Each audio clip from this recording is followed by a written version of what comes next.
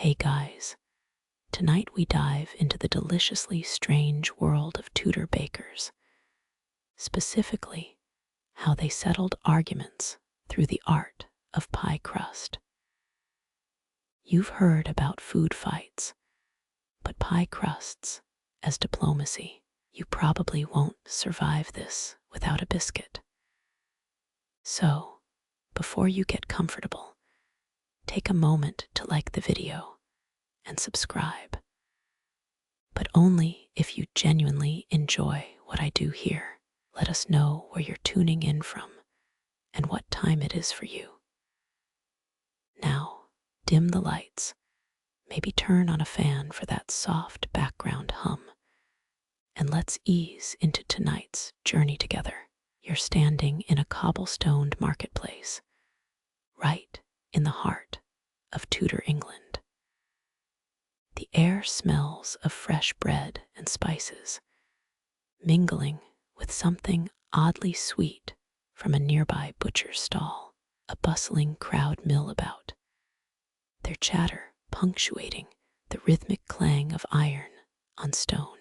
Bakers with flour-dusted aprons shout out prices for their days, where's round, golden pies that promise savory secrets within.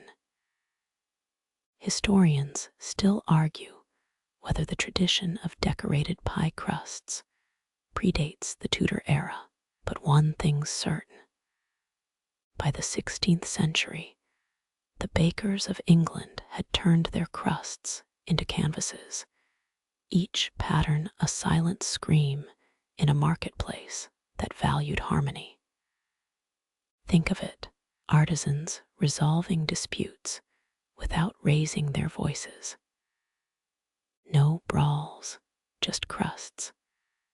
As you step closer to Master Geoffrey's stall, you notice the intricate patterns on his pies. An expert in geometry, he uses lines and shapes to narrate tales more complex than words could manage. His crusts feature intersecting circles and swirling spirals, a testament to his skills. Each crest is a quiet flex, a way of announcing, I know my pastry. But not every craftsman saw it that way. Rival baker Agnes believed lines spoke louder than shapes. Her pies arrive at the fair with neat, meticulously crafted squares and rectangles, an unspoken challenge thrown at Geoffrey. Yet Agnes had her own quirks. Rumor has it, she started her day by mixing rosewater into her dough, not for flavor, but to imbue her creations with a sense of romance. Eccentric, some say, but in this culinary ballet, eccentricities matter.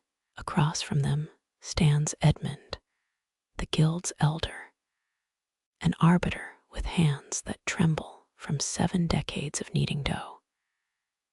He's seen it all and steps in when disputes get too heated. You'd think old Edmund was past the pie crust shenanigans, but there he is, arms crossed, scowling at the two rival designs. Sometimes he intervenes, other times he merely tilts his head, letting the crusts do the talking. The trick, and maybe the root of these silent debates, lies in the pastry itself.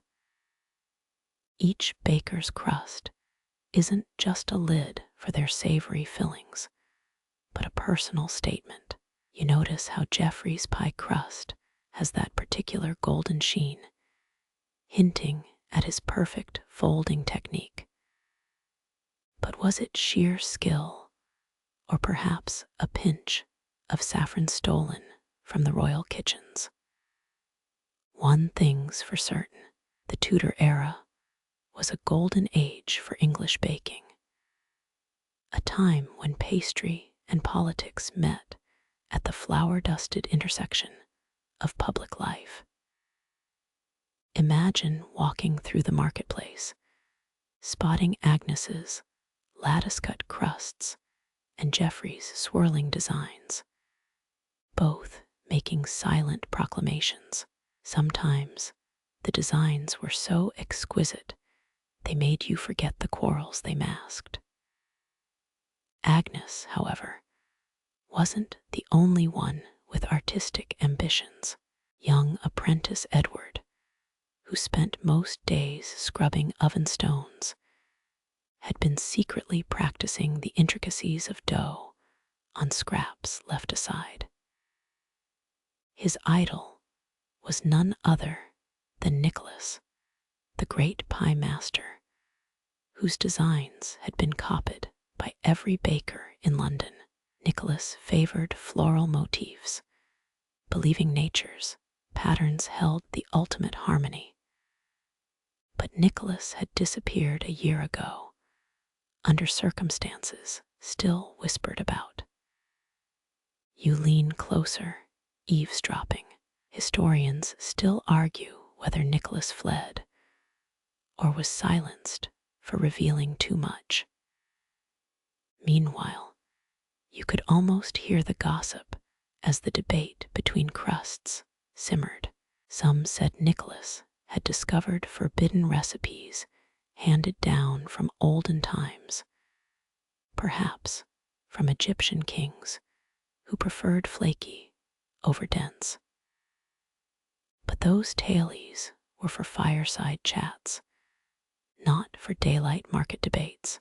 And let's not forget the bakers' wives, true gatekeepers of tradition. Elizabeth, Agnes's fierce counterpart, could out-argue any man or woman with nothing but her pastry board. Her method was different, incorporating herbs not just for health, but to carry good fortune with each pie sold. Her crusts bore leaf imprints, tiny symbols of her secret knowledge, yet each twist and turn of the crust wasn't just about taste, but territory. There were guild rules, unspoken yet firmly enforced. The golden rule: keep your crusts unique, but never too radical. Innovation held risks, a delicate balance between tradition and novelty that each baker had to master. After all, stepping too far outside the lines could mean public humiliation. At Edmund's hand, you see his stern gaze land on Edward's latest creation, a heart-shaped crust too similar to Nicholas's rumored final masterpiece. With a sigh that felt like a soft slap to the young baker's pride, Edmund reached out, a single finger tracing the heart's edge. What he murmured wasn't for public ears, but Edward's eyes told the story. Respect, but with a hint of reprimand. Every baker had to find his own patterns. As the market settled into the rhythm of selling and haggling, you realize the beauty of this silent war. These were people pouring their hearts into dough, communicating in a world where speaking too loudly could lead to more than just empty pie shells. The rivalries, the alliances, the sheer artistry of it all. Each crust told a tale, each fold a plea for peace. Now imagine wandering through this historical tapestry just as the sun dips low, casting an orange glow over flowered stalls and the last of the baked days. Wares, the real secret ingredient, had always been harmony, a delicate balance of rivalry and respect, spiced with more than grains of salt. And all that nestled within what we'd now consider the simple act of pie baking. There's magic in these tales, isn't there?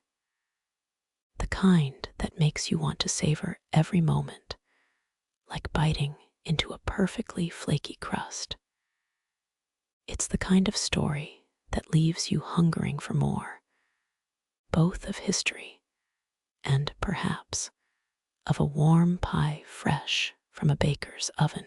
You wander through time, stepping into the world of Tudor flour feuds, bakery brawls, where the crust designs did more than just hold the filling. In this olden era of crumb cake-offs, the real competition wasn't just about the baked goods, but the intricate artistry on those pie crusts. Experts think each fold and pattern wove tales of ancient guild wars and secret alliances. As you navigate the bustling market lanes, imagine the olden bakers, sleeves rolled high, deftly rolling dough, their crusts more than mere containers.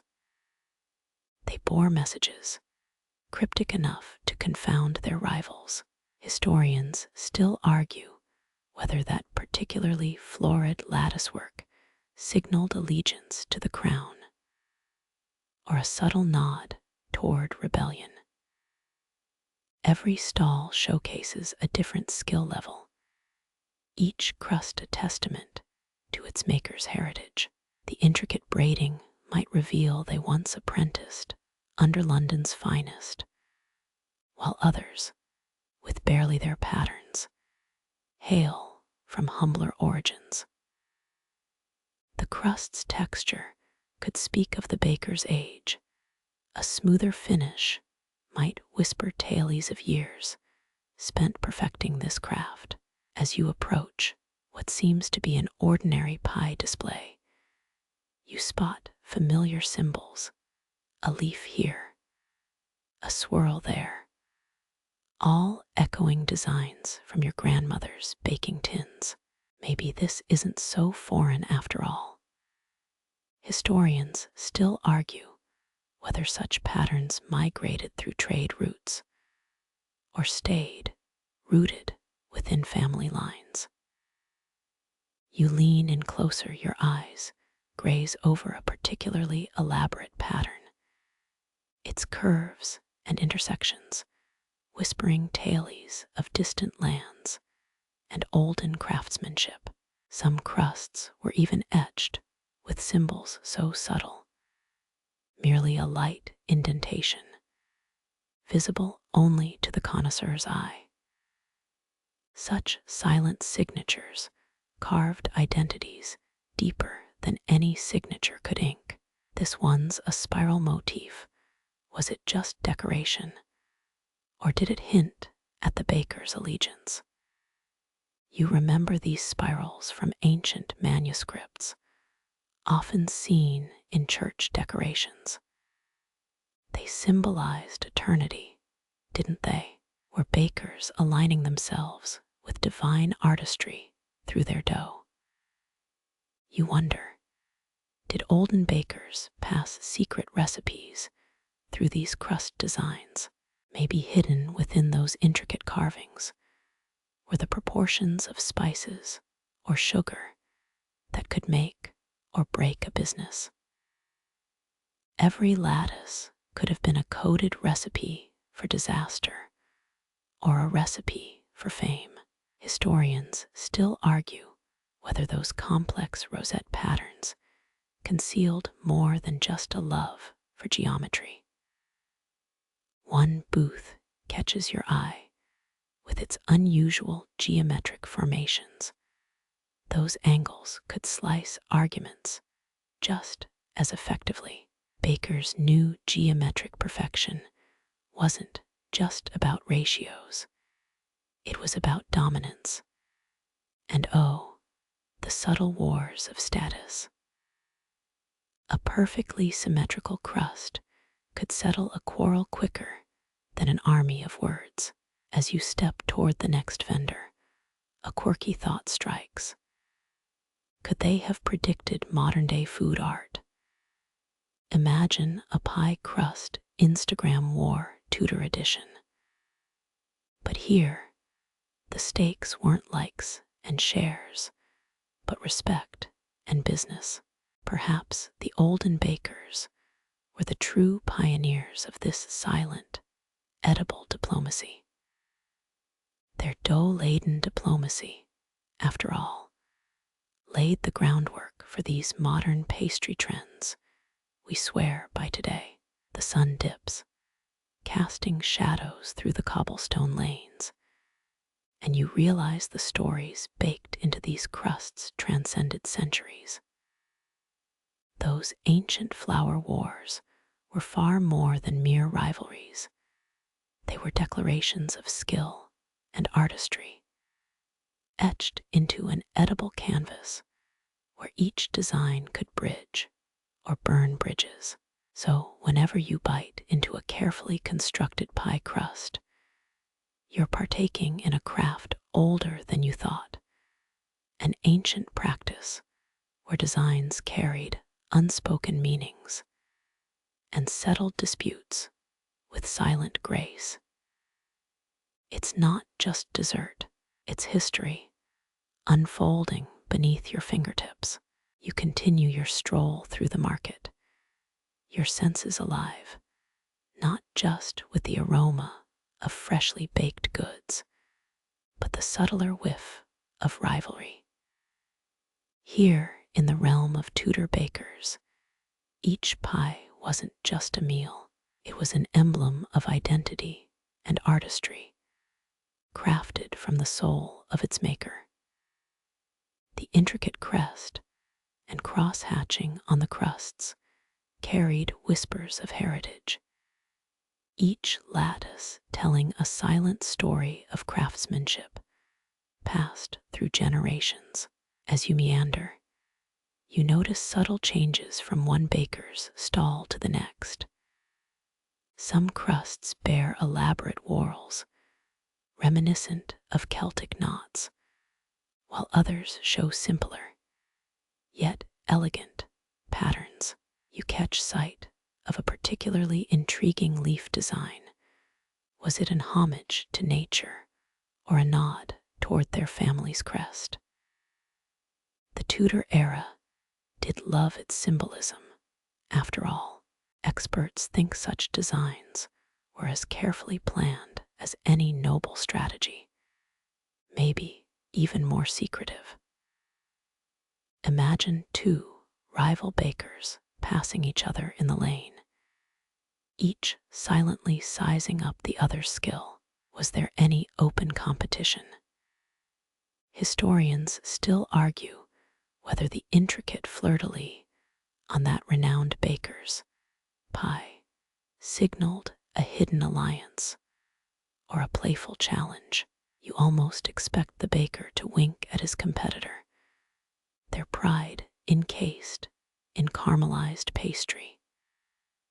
You pause by a baker with pies showcasing delicate starburst patterns. The craftsmanship hints at hours spent perfecting each star's symmetry. No easy feat with Tudor flour. You can almost see the baker smirk, knowing that today, the neighborhood's most discerning housewife would line up for those starry treats. Maybe this design whispered promises of exotic spices hidden in the filling. There's one particularly elaborate pie, a veritable tapestry, featuring flowers, birds, and what appears to be an old castle. You're momentarily taken aback. Such designs weren't just skill, they required immense dedication. Could it be that these crusts even had protective functions, guarding against the evil eye? Historians still argue whether that famed peacock pie design, with feathers so real you expect them to ruffle, was worn purely for beauty or as an ancient ward. But then you catch yourself. Were you now seeing magic in mere flour? As the noon bell chimes, you notice a small boy eyeing the pies and whispering eagerly to his mother. He points at a pie with swirling edges, and she nods, smiling knowingly.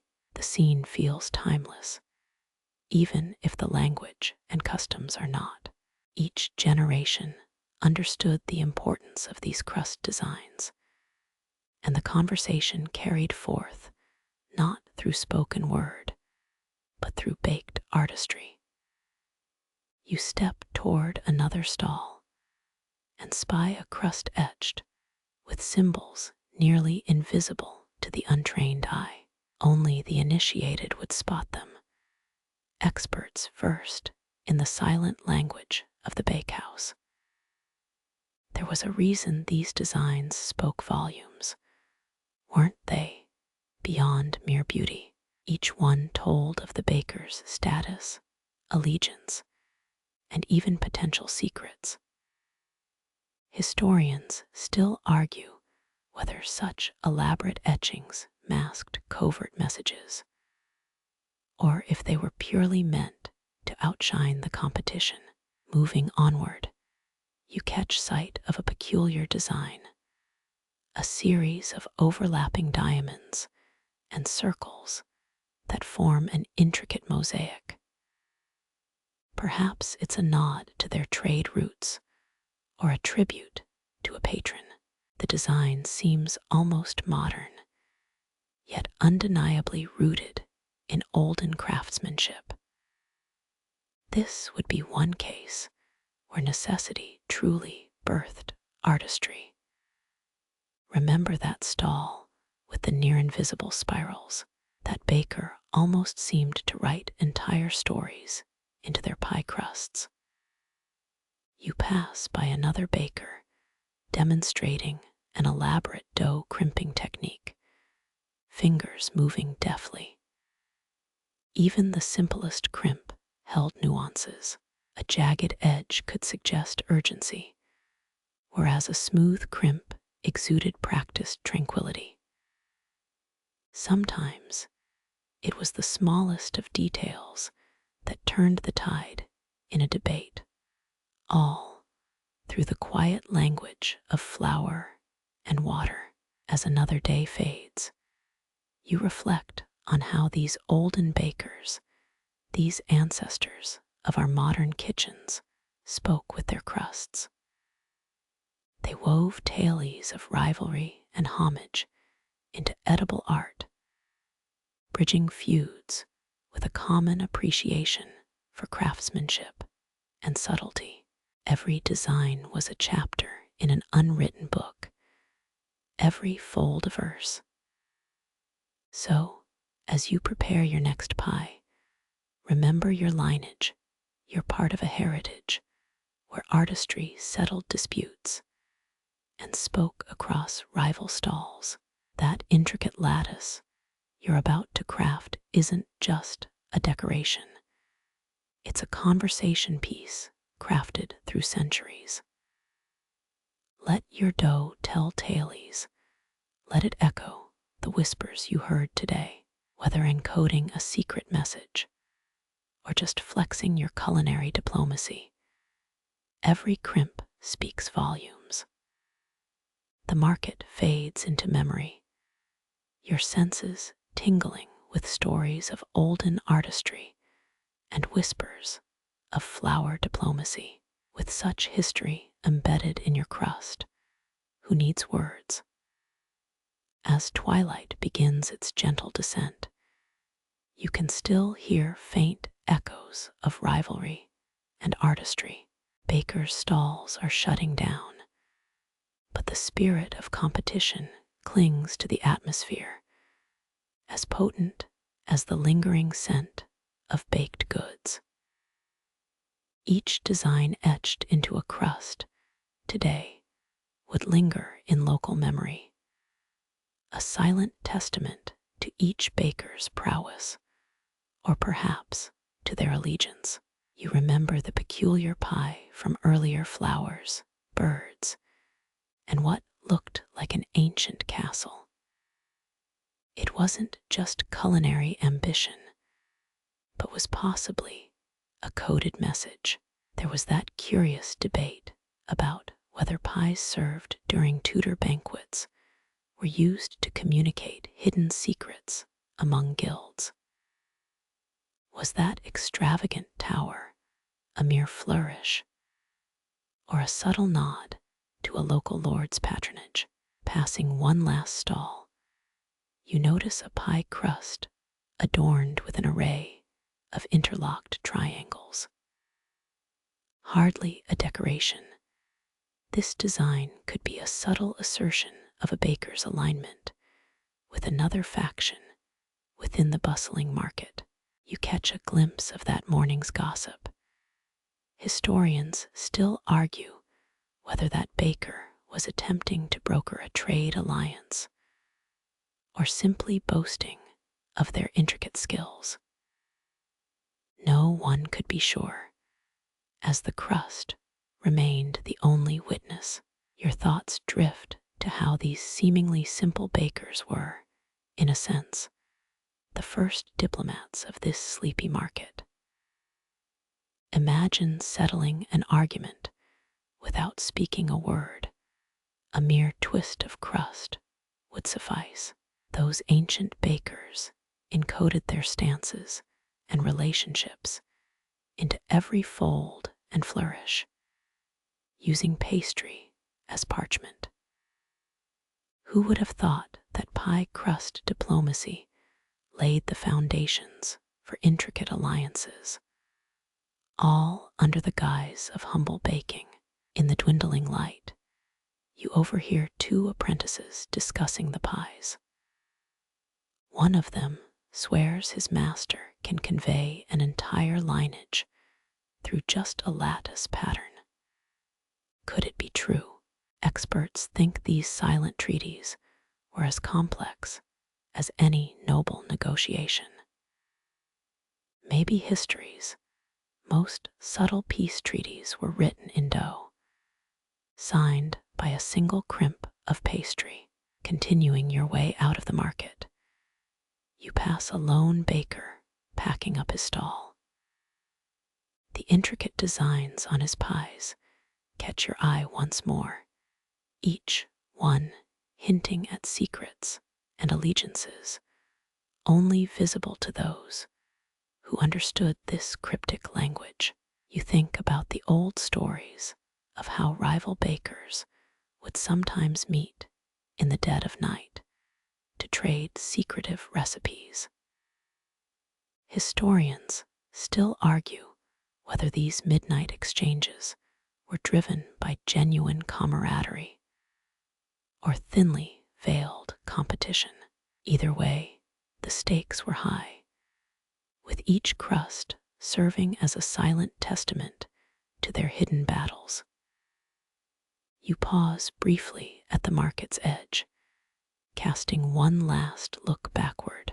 In this world of whispered flower diplomacy, alliances were delicately balanced, and rivalries simmered just beneath the surface.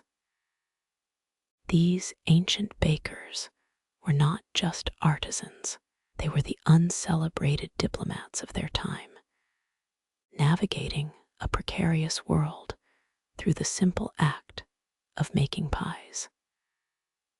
As the final light gives way to dusk, you feel a strange sense of connection to those old masters. Each one of those crusts was more than just a pie, it was a legacy, an artwork, and a message wrapped in a golden, flaky blanket. Who knew that the next time you make a pie, you might be channeling centuries-old craft and diplomacy, all in the crimp of a crust? Let your dough speak the language of history. Let your pies carry the weight of tradition. With market echoes fading, you carry forward the stories of olden artistry, whispers of flower diplomacy etched into your memory. In every crust you form, remember those intricate designs and silent stories, once settled disputes and forged alliances. The next time you bake, Who needs words when dough already speaks volumes? The final light of dusk gives way to night, and somewhere in the distance, an evening bell tolls. You find yourself wandering further from the market, still captivated by the artistry you witnessed. Each step you take seems to echo the rhythm of Tudor life, steady, deliberate, and layered with hidden meanings. You recall that pies in this era weren't just judged by their fillings, but by the stories their crusts could tell. Historians still argue whether these designs were merely decorative or messages wrapped in dough. As you stroll, you notice subtle signs of rivalry etched into shop signs and street markers. This town, you remember, was more than just a marketplace.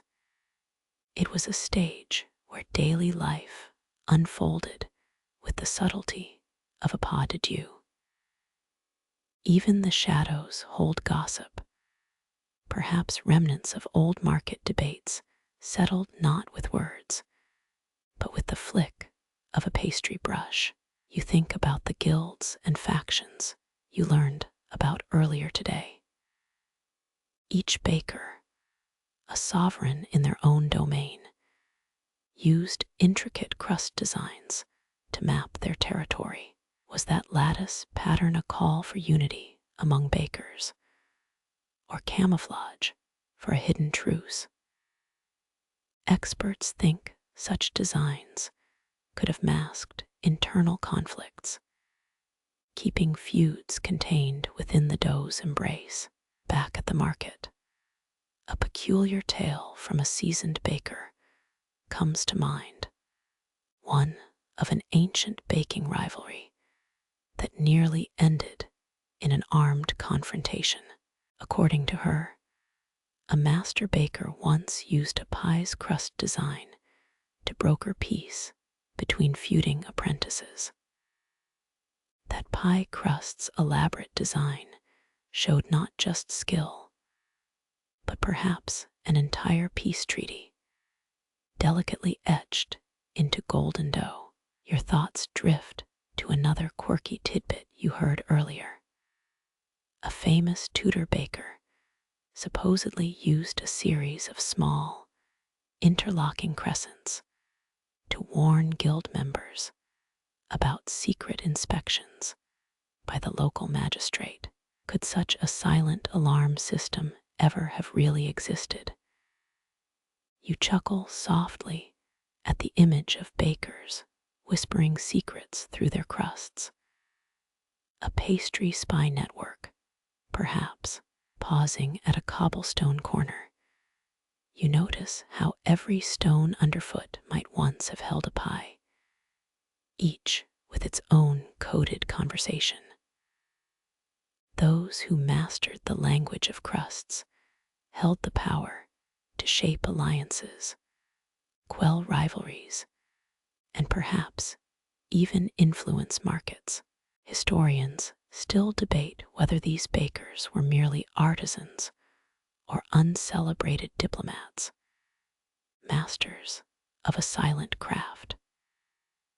In the silence of the evening, the faint scent of cloves and cinnamon from that noon's baking clings to the air. You remember a fleeting moment earlier, a glimpse of a baker swiftly using a design to perhaps broker an agreement. Could it have been a trade of recipes? You muse about how those coded exchanges, so simple and yet so sophisticated, were as valuable as any spoken contract. There's a certain elegance, you think, in how these bakers turned rivalry into something so beautiful. Each fold, each pattern, was more than just decoration. It was a narrative, a promise, even a form of silent diplomacy. In that moment, you realize that while the ingredients may change, the essence of what these bakers achieved still exists. Every crust, a statement. Every pie, a history lesson. As you move along, the market's distant murmurs fade into the night. Yet, the resonance of those designs remains. You smile, thinking of how each time you shape a pie crust at home, you could be crafting more than just dessert. Perhaps, just like the bakers of old, you're etching stories, forging tiny alliances, and settling debates without the need for a single word. Somewhere in the town, a lone owl hoots, and an echo of Tudor life comes alive in the cool night breeze. In every intricate lattice you make, know that you're channeling a heritage of coded language and silent diplomacy. Let your dough whisper history, just as those bakers once did, right here, under the cover of a moonlit night. The gentle night air surrounds you, carrying stories of ancient disputes turned to delicious artistry. You imagine the bakers of old, their hands deftly working rich golden dough. Picture each intricate crust design, a silent mediator between warring factions. Historians still argue whether these motifs were merely decorative or cleverly cryptic messages. You recall an anecdote from a local tavern. One baker, famed for using tiny, intersecting chevrons, was rumored to have brokered a ceasefire between rival bakers. Who knew crusts could be so consequential? With each step, you think about how bakers navigated those delicate truces. Their pies, you imagine, carried more than fillings. They held fragile peace treaties. Perhaps that spiral emblem you spotted earlier wasn't just a show of skill, but a coded promise of neutrality. The mystery heightens the air's cool evening scent, mingling anticipation with nostalgia. Under the moonlight, history feels vibrant, almost palpable. You muse about guild alliances, marked by shared motifs, a subtle clover leaf here, maybe a nod to Irish bakers, a miniature fleur-de-lis there, signifying solidarity with the French. Each symbol could hint at larger narratives, where rivalry turned to cooperation. And there's that tale again, whispered over mugs of ale. Some say the notorious baker's crescent, a series of interlocking crescent moons, warned fellow bakers of impending tax collectors. Were these designs just artistry, or an entire clandestine communication system? As the cobblestone paths stretch before you, you ponder if modern bakers retain the echoes of these traditions. You picture your grandmother's lattice crusts. Were they just decorative? Or perhaps an artistic lineage rooted in diplomacy? The faint jingling of a distant bell grounds you in the night. Maybe next time you bake, you'll weave in a quiet homage, a small hidden symbol, like a baker's compass rose, celebrating a shared culinary heritage. Perhaps your own pie crust will carry whispers of truce and tradition, bridging centuries through layers of dough and history. And who knows, as you knead your next pastry, those intricate folds might carry more than you realize, not just flour and fat, but echoes of old alliances, a hidden treaty, even a coded message in the night. Under a canopy of stars, you move forward as the night's cool caress surrounds you. Imagining the echoes of ancient flour battles, your thoughts turn to competitions where dough wasn't just a medium, but a battleground, and bakers, once at odds, showcased unparalleled artistry in every crust. It's hard not to smirk at the thought of buttery, golden crusts serving as the ultimate peace treaty. You pause, reflecting on the Tudor era's love for spectacle. Historians still argue whether these battles were born from playful rivalry or outright defiance. Who could blame the bakers living under Henry VII's unpredictable rule? Wouldn't you find a creative outlet for your frustrations? Perhaps their designs subtly mocked the tyrant, hidden safely in a pie's golden folds. Imagine walking through a marketplace bustling with life, pies on display. These were no ordinary baked goods. Each crust told a story, histories of guild pride, and individual flair melding like buttery layers in puff pastry. The more you look, the more you see. Lattice designs, the fleur-de-lis, delicate knots, and patterns. You chuckle, picturing some bakers sneaking in cheeky symbols, maybe a tiny, barely discernible skull, their little signature. You recall learning in school how symbols carried weight beyond their mere forms. Take that curious, knot pattern. Experts think those could have signaled an ancient Celtic ancestry, uniting bakers with shared heritage, even amidst the bustling market. Or maybe, just maybe, it was only a stunning display of skill, the baker's version of a modern Instagram flex, minus the photo filters. Your footsteps echo the rhythm of old stories. The Tudor period was a time when bread wasn't merely staple food, it was an art form and a statement.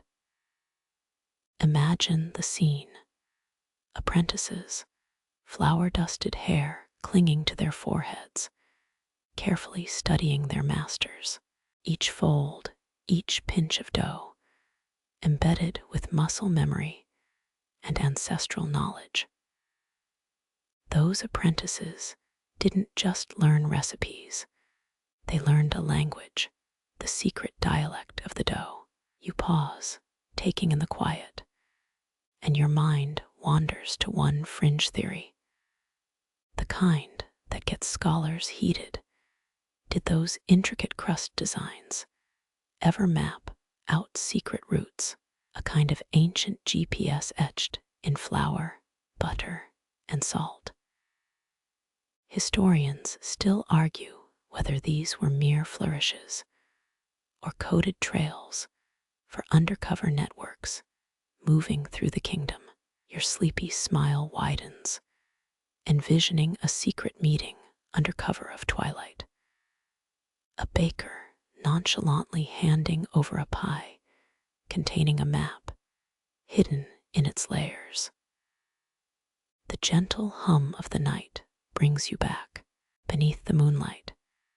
The notion that these bakers wielded influence far beyond their ovens makes perfect sense.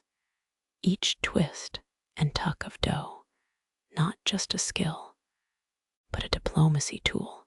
Pies that were both edible and political statements. You muse. Maybe modern diplomacy could learn a thing or two from Tudor bakers, find common ground or dough, and peace might just unfold, one layer at a time. As quiet fills the space around you, the mystery persists. What stories do your own dough creations convey?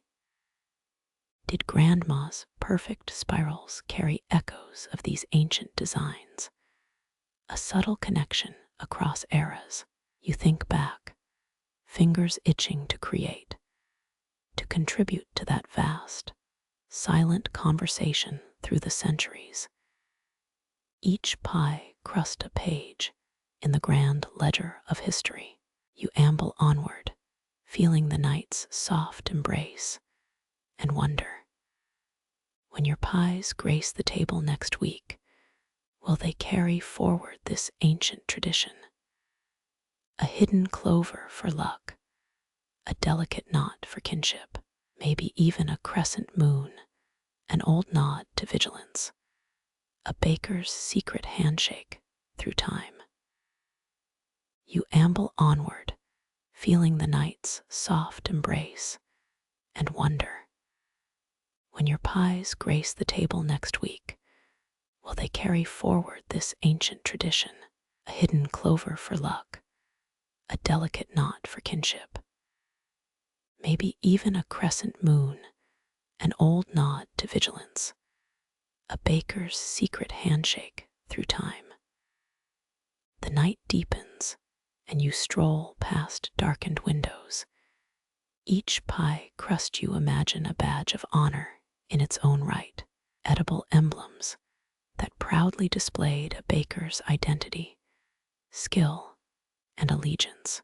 Walking in this era, you could see those designs etched into the golden, flaky exteriors, silent testimonies in a culinary contest where every cut and crimp spoke volumes. Experts think even the way edges were fluted could signal your guild's prowess, maybe even reveal your stance in long-forgotten rivalry. You wonder if you'd recognize the symbols today. Imagine wandering through a Tudor market, eyes scanning for those telltale shapes. A trio of dots forming triangles. Did they signify an elite baker's society, or just a popular pattern, or perhaps the famed rosette? Its repeating symmetry, more than aesthetic, a mark of authenticity in an age where only the finest would suffice. Historians still argue whether those repeating circles were emblems of excellence or badges of a secret club. In the silent streets, you ponder the weight those symbols might have carried. Maybe a particular lattice spoke of regional pride, or a wave design hinted at coastal origins. These weren't just pastries, they were walking business cards, family seals, and personal manifestos, all baked into crisp, buttery glory. Can you picture two rival bakers, their pies competing across a crowded table? Each design a challenge. See my intricate leaf. Here's the skill it took. Meanwhile, onlookers decipher meanings, whispering in hushed tones.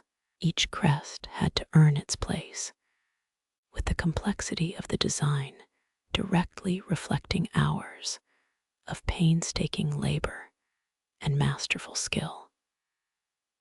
Those subtle patterns did more than settle arguments. They elevated guilds and even families. Imagine a baker's apprentice, the pressure of expectation heavy on their shoulders as they roll out their initial attempts. One wrong fold, and you'd risk a blackened reputation in a community where bread was life and crust was legacy. Historians still argue whether some of the more elaborate pies were ever meant to be eaten at all. Could some of these masterpieces, with their towering spiraled centerpieces and intricate filigree, have been purely ornamental, akin to ancient Roman ceremonial breads, or perhaps early versions of our modern-day wedding cakes, too pretty to cut into? It's an intriguing thought, isn't it? The idea that taste took a backseat to technique, as bakers strived to create the ultimate edible testament.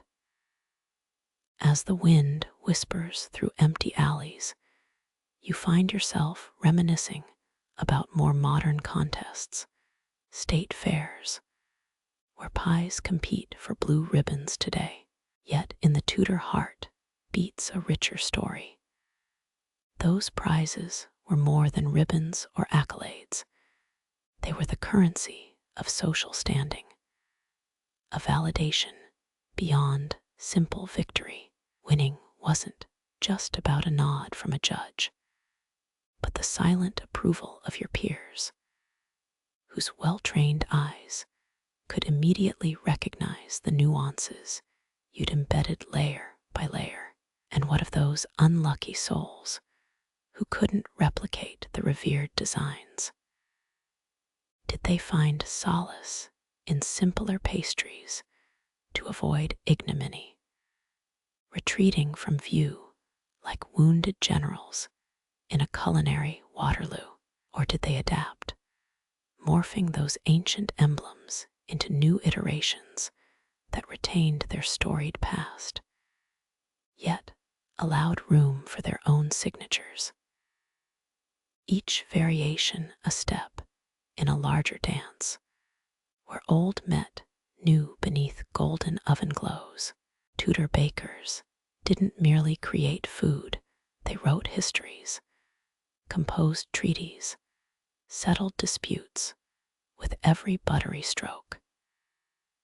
You move deeper into the slumbering night, contemplating the layers of flour and meaning still echoing after centuries.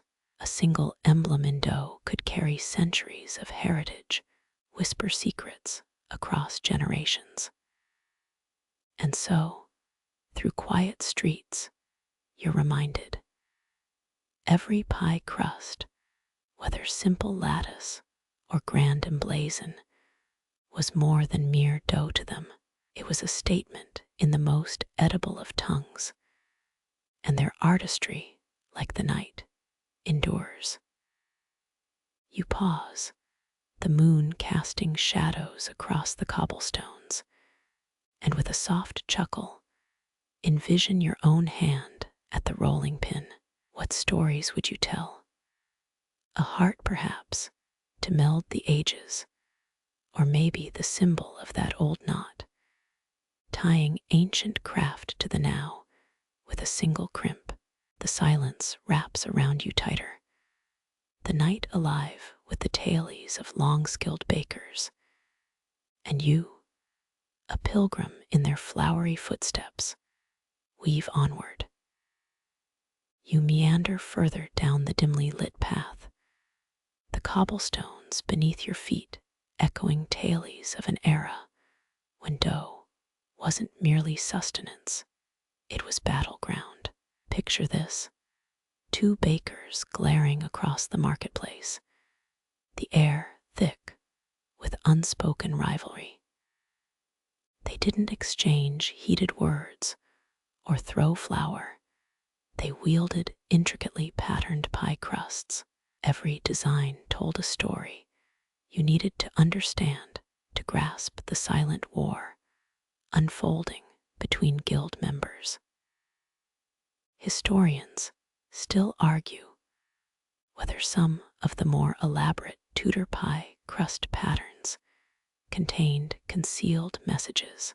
Scholars unearthed a crust fragment in the 1970s that seemingly bore a cryptic alphabet derived from ancient Celtic knotwork, hinting that crusts may have been a code system beyond aesthetics, while others scoff, labeling it mere coincidence.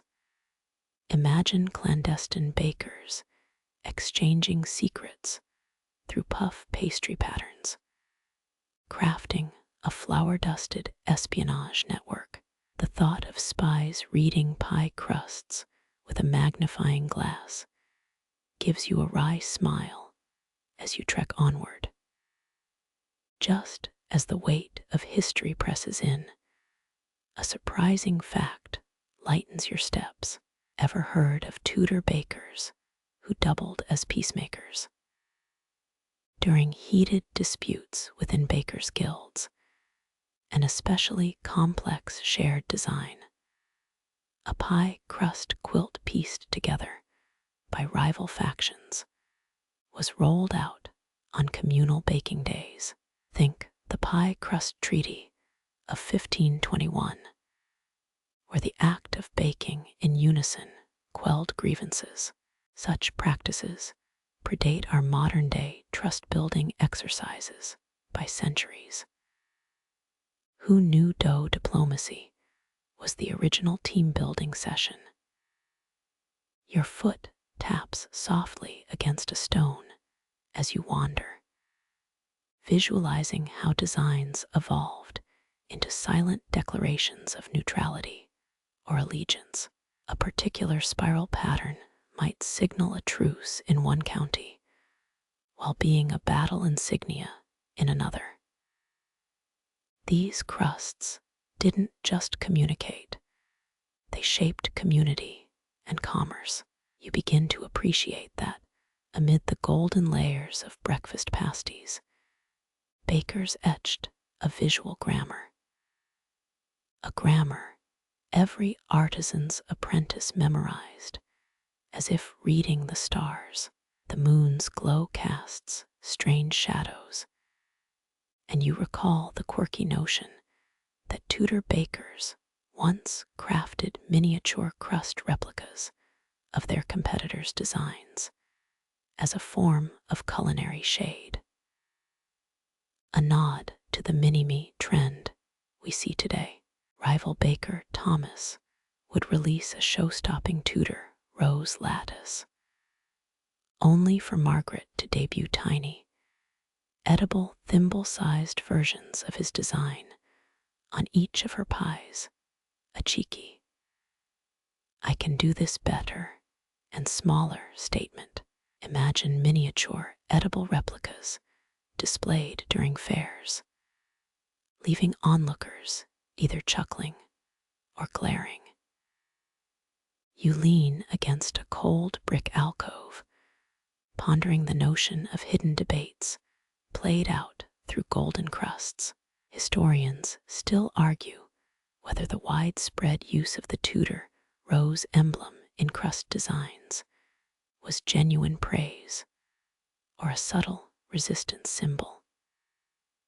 Was that carefully etched red and white rose on the crust of every holiday pie a genuine nod to the monarchs, or a defiant statement of tradition overriding enforced loyalty, subtly defying the crown through artistry? Every street corner you turn whispers the layered legacy baked into every crust. Pie crusts transcended rivalries. They resolved disputes that might otherwise have descended into flowery warfare. You envision a row of baking tables, silent save for the rhythm of rolling pins as bakers, once adversaries, shared a communal oven, melting away tension with each bake. The night stills around you, every shadow a reminder that what seems quaint, those crimps and flourishes, once held the power to unite or divide. Such tiny designs, holding vast societal impact, weave history into every delicate flake of memory, carrying the weight of centuries with every soft step you take onward, musing on the ancient dance of flowery declarations and golden brown truces. You pause momentarily, letting the old stories settle into your bones. These were not just battles of skill, but also matters of survival. Every pie crust etched by a careful hand could shift alliances, forge truces, or fan the embers of disputes. Historians still argue whether the most revered bakers were revered for their dough or their diplomacy. As you meander, a thought creeps in. Some believe the first culinary think tanks emerged not from royal courts, but from those rustic Tudor kitchens. Each corner you turn seems to echo with the spirit of the flour field, the competitive fields of dough, they called them. Here, bakers carved out miniature territories on their kitchen tables, each pie crust a flag planted in a quiet campaign for dominance. Some dough warriors employed geometric precision that would make a Renaissance architect weep, crafting perfect stars or hexagons whose symmetry silenced all rivals. Others favored organic spirals and vine motifs, drawing from nature's own script to assert their supremacy. Did you know that historians still debate whether the introduction of exotic spices from the New World influenced not just recipes, but the very patterns on our pie crusts? Imagine a baker, eyes glimmering with mischief, adding not just cinnamon, but a new world serpent design to his crust. Each twist of the snake speaks volumes about both ambition and audacity, and you remember that Tudor baker who etched the stars of the southern hemisphere. Had he ever set eyes upon them? Or did he only dream of the celestial chart as his culinary compass? As the cobblestones tick softly beneath your feet, a less well-known fact catches your attention. These contests weren't confined to daylight hours. Some guilds held secret nighttime gatherings, their clandestine meetups lit by a mere sliver of moonlight to prevent any spy's eye catching the magic in progress.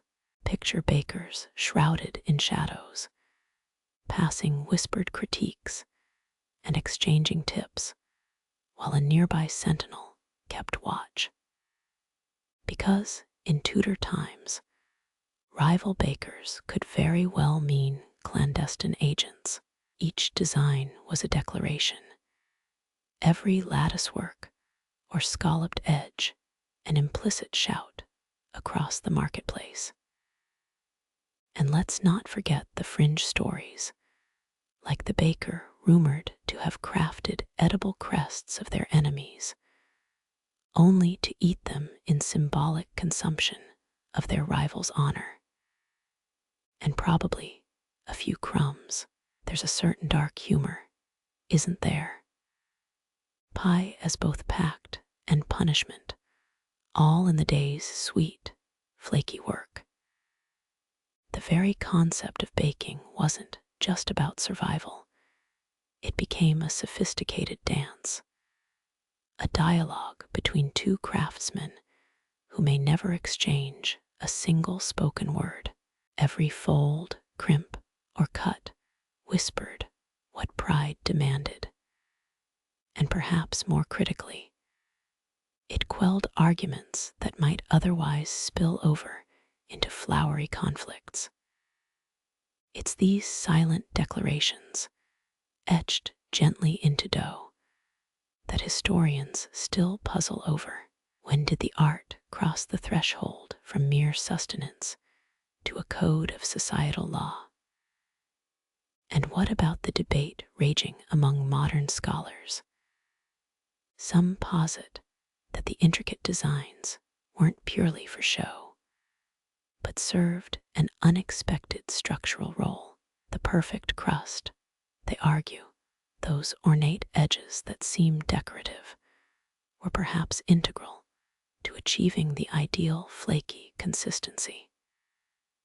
Historians still argue whether we've missed the mechanical marvel beneath the artistry, and if every beautiful motif had, at its core, engineering brilliance.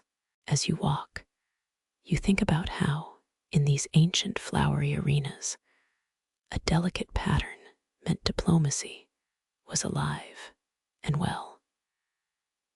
Bakers learned to quell internal guild disputes, not with shouts over ale, but across shared oven warmth, who knew that what we today call team building might trace its roots to dough kneaded in silent solidarity, creating layers of fellowship as delicate as the pastry they crafted. Each step seems lighter as you realize how much more the crusts held. They didn't merely silence arguments, but rewrote entire narratives. Imagine a silent but fervent exchange between guild members, rolling pins tapping out their signatures in dough as their hearts spoke a shared language, a dialect of designs understood in a flash. Every pie served became a verse in the silent epic of communal baking, an art of peace through pastry.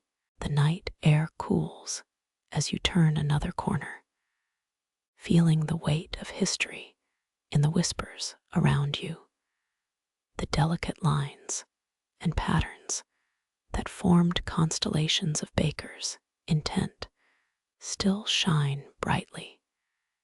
Even beneath centuries of dust, you think of those tiny fields of dough, each one a universe, and you can't help but smile at how the beauty of their truces still speaks so clearly even today. You marvel at how those intricate crusts might have quietly resolved so many disputes, each motif a silent mediator.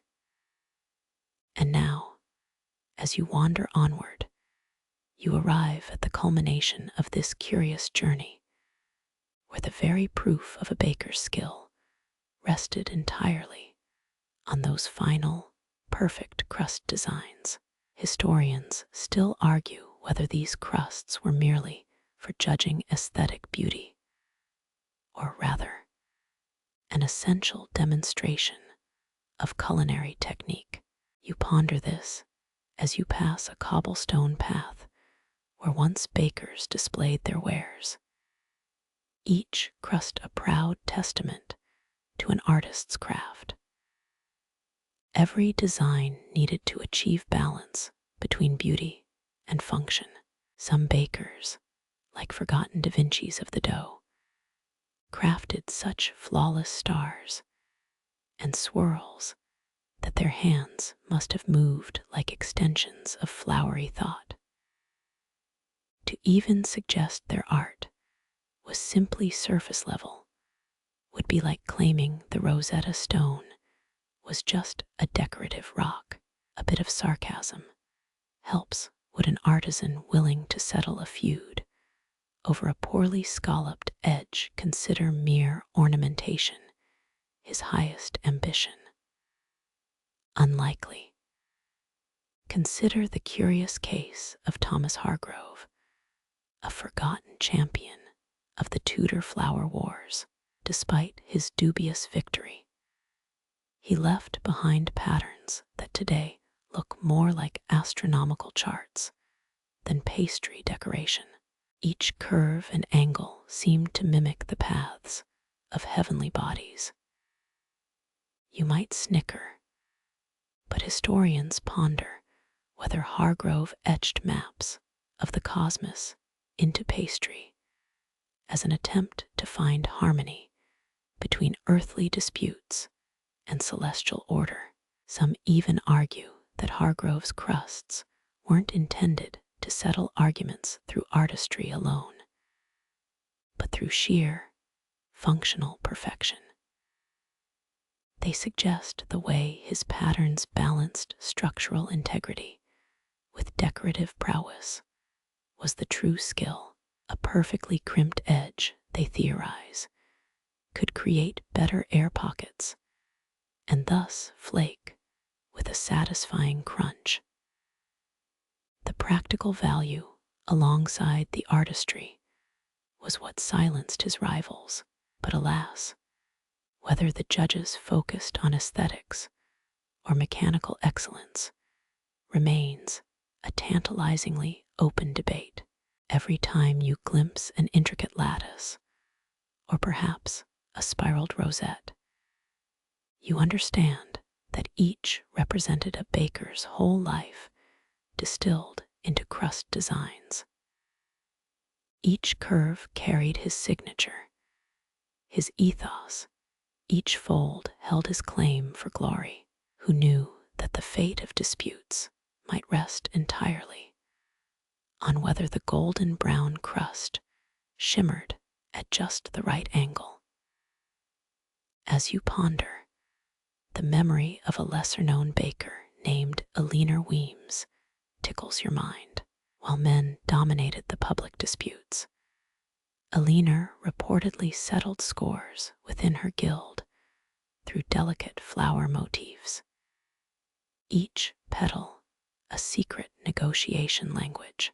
Imagine her in the shadows of history, using pastry diplomacy where men saw only conflict.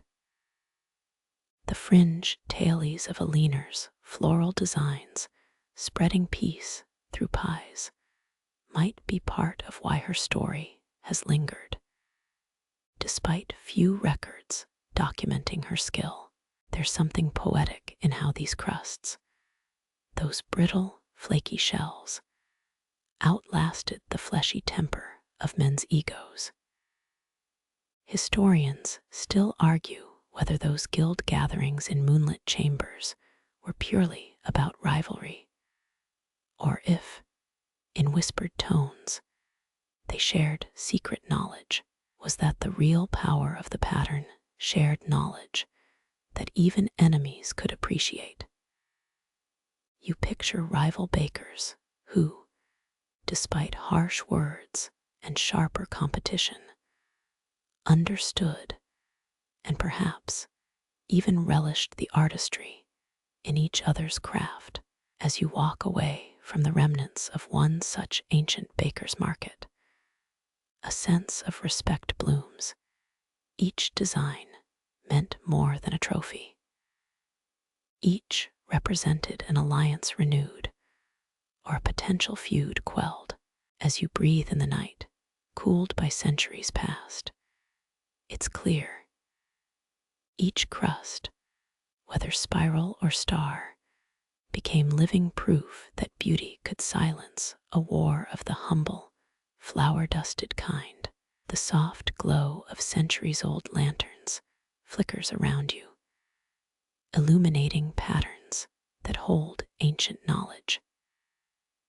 You recall earlier whispers of how bakers fought their battles with flowery artistry, but now you stand amazed. All those pretty designs weren't just for show, they obeyed the golden ratios. Yes, even in pastry, math ruled supreme. Golden rectangles and divine proportions. Experts think bakers may have used geometry to settle scores, but why pie proportions, you wonder? It's like competing with Play-Doh in a dough duel. Each crust's symmetry spoke of more than just eye appeal. It revealed an understanding of cosmic balance. A perfect crust wasn't just pretty, it whispered secrets of the universe. You remember mathematicians like Luca Pacioli, who lived among the Tudor bakers. Some argue these crust patterns were his influence, though no one's quite cracked that mystery. But historians still argue whether the bakers themselves ever met Pacioli, or just cribbed from popular science gossip. Maybe guild apprentices moonlighted as philosophers. Who knows? Picture this: rival bakers standing side by side, each presenting a pie. Not just any pie, mind you, but one with spiraled perfection. A harmonious blend of art and math. And that's when the true showdown happened, a silent battle of the brightest flower stars. Their crusts, like ancient tablets, displayed geometric truths. Take, for instance, the lost tale of Thomas Grimshaw. Legend says he crafted a pie with Fibonacci-patterned crusts, each whorl more flawless than the last. Such designs weren't just for admiration, they were mathematically precise. Critics whispered he'd cracked Leonardo's code and baked it into pastry. No wonder they dubbed him the Dough da Vinci. In your reverie, you glimpse fleeting images of bakers like Judith Marwick, an enigmatic figure said to settle disputes with Euclidean elegance. Her pies, historians speculate, held more secrets than just flavor. Each crust's angles told tales of intersecting lines. Maybe she used her bakeware as protractors, who's to say? But maybe not all could wield such knowledge. Some designs failed the test of time, leaving their bakers forgotten. You see a crumbled stone oven, evidence of those who tried and failed. Those sad souls, their golden aspirations turned to charcoal. Perhaps they forgot, or never knew, that balance was the real key, a lesson in how crusts could both make and break careers. A sudden rustle jars you back. A lone parchment lies fluttering, one last whisper from the past. It speaks of the silent treaty of '82, where a nameless master simply laid out pies etched with the most balanced designs. That day, the guild rivals allegedly set aside animosities. Did they lay down flowery weapons for geometric truth? Historians debate whether that legend's a mere fairy tale. In your exploration, the deeper lesson becomes clear. These bakers didn't just compete, they communicated through crusts, sharing knowledge without words. As they crafted spirals and lattices, they also wove connections, building an unspoken library in dough. Each crust, an equation solved beautifully. Each victory, a formula discovered. And with that revelation, a sense of respect washes over you, mingling with the night air. Through their crusts, they achieved more than silent victories. They created a legacy of balance and beauty. In the echoes of their oven doors, the harmony of math and art still lives on, baked into the quiet testament of golden proportions. The air feels heavier now, thick with unspoken wisdom. As you drift through history's kitchens, it dawns on you that silent mastery wasn't just about ratios or pretty swirls. It was dominance through design, a concept that shaped entire traditions. Every lattice and leaf seemed to assert supremacy, not with words, but with lines drawn in dough. Historians still argue whether these designs were merely decorative or subtle claims of territory. Picture rival bakers eyeing each other's wares, each pie a fortress of craftsmanship. Their crusts spoke of dominance, declaring, "My hand holds the true secret, my designs, the ultimate proof." The story of Eliza Thistledown surfaces in your mind. She purportedly took the mantle in a particularly fierce competition. Each rival's display was a showcase of complexity, yet hers stood out like morning sun breaking through dense fog. As the tale goes, she crafted a pie whose crust boasted the most intricate yet geometrically flawless weave. No one dared challenge her claim that day. Her triumph lay not just in skill, but in the overwhelming authority of her design. And here's where we wade into whispers of espionage. The fringes suggest that crust patterns weren't just for competition, they were copied in secret. Competitors would gather crumbs, literally, decoding patterns like cryptic messages. Even in this, historians debate whether such practices were widespread or mere tall tales spun by disgruntled losers nursing bruised egos. One thing's clear though, a beautiful crust carried weight beyond its sweetness. Imagine Henry Fletcher, an unsung hero, maybe. Some say he specialized in crusts so complex, not even seasoned bakers could replicate them without years of study. His pies were monuments to patience and precision. Yet, with such mastery, he didn't so much win contests as rewrite the rules.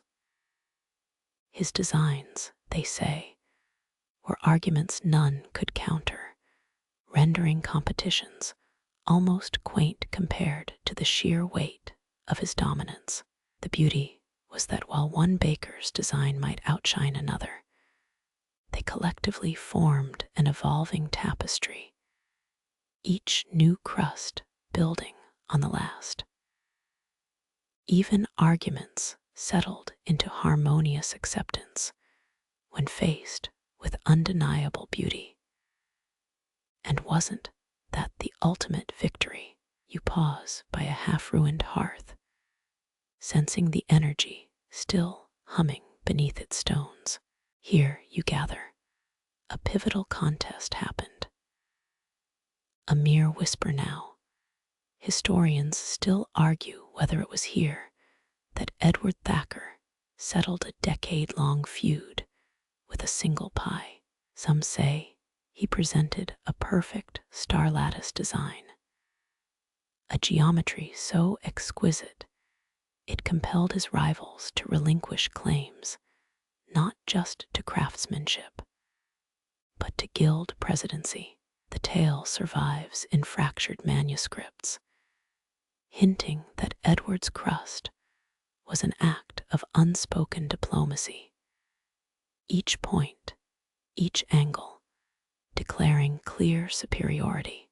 You take a moment to marvel at how, with every design etched into dough, a baker wasn't just making bread, they were inscribing their ethos. Each fold, every knot and spiral, told a story of persistence and knowledge, of a lineage stretching back through generations. They didn't simply bake for contests, they carved their legacy into edible art. In your musings, a truth crystallizes. Supreme craft quelled quarrels not by silencing, but by unifying through shared beauty. Such designs were more than pretty decorations. They were embodiments of peace, wrapped in flower and ambition. And in these silent, golden harmonies, disputes found resolution. As you step away, an echo lingers, a whispered testament to those bakers who ruled not with tyranny, but through artistry so supreme, even envy had to submit. The scene shifts, taking you down an overgrown path where ancient oak trees whisper as much as the old bakeries ever could. You sense this journey's endless, each design, each crust, a chapter in a tale still being told through flower and flame and timeless beauty. The lesson you carry feels heavy, a strange mix of admiration and reverence, an understanding of how mastery, when crafted with grace, can indeed conquer all. You stroll through this historic wilderness, contemplating how the baker's silent artistry created bridges stronger than any treaty. Here, every crust wasn't just a declaration of skill, but a silent ambassador.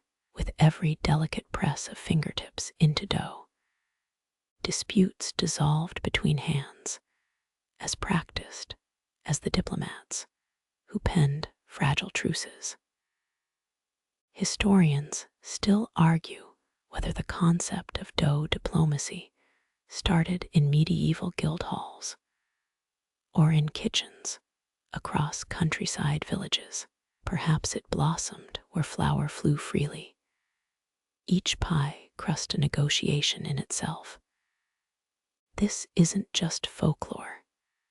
Imagine 2 generations, separated by stubborn pride, brought together by a single perfect rose pattern unfurling on a pie's rim, each petal an unspoken apology. Every curve an olive branch made of butter and care. You follow the winding path, where light dapples through dense foliage, almost hearing the rustle of parchment as designs shift in secret. Some argue that a baker's ability to settle feuds with crust designs became a secret skill as coveted as royal lineage, handed down through whispers. These whispers carried not just recipes, but truces, and anyone brave enough to accept a pie became part of that intricate truce. Mainstream histories teach us the political upheavals of the Renaissance, but the quieter drama unfolded in these kitchens, under the guise of something as mundane as a pie. There's fringe talk of special guild symbols, hidden marks in the dough that only rival bakers could recognize, an edible Morse code transmitting alliances. A leaf could mean support, while a misplaced swirl might challenge a rival.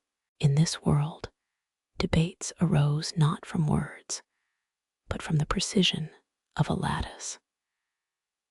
Just as with the stars guiding night's voyages, these patterns guided bakers through treacherous alliances.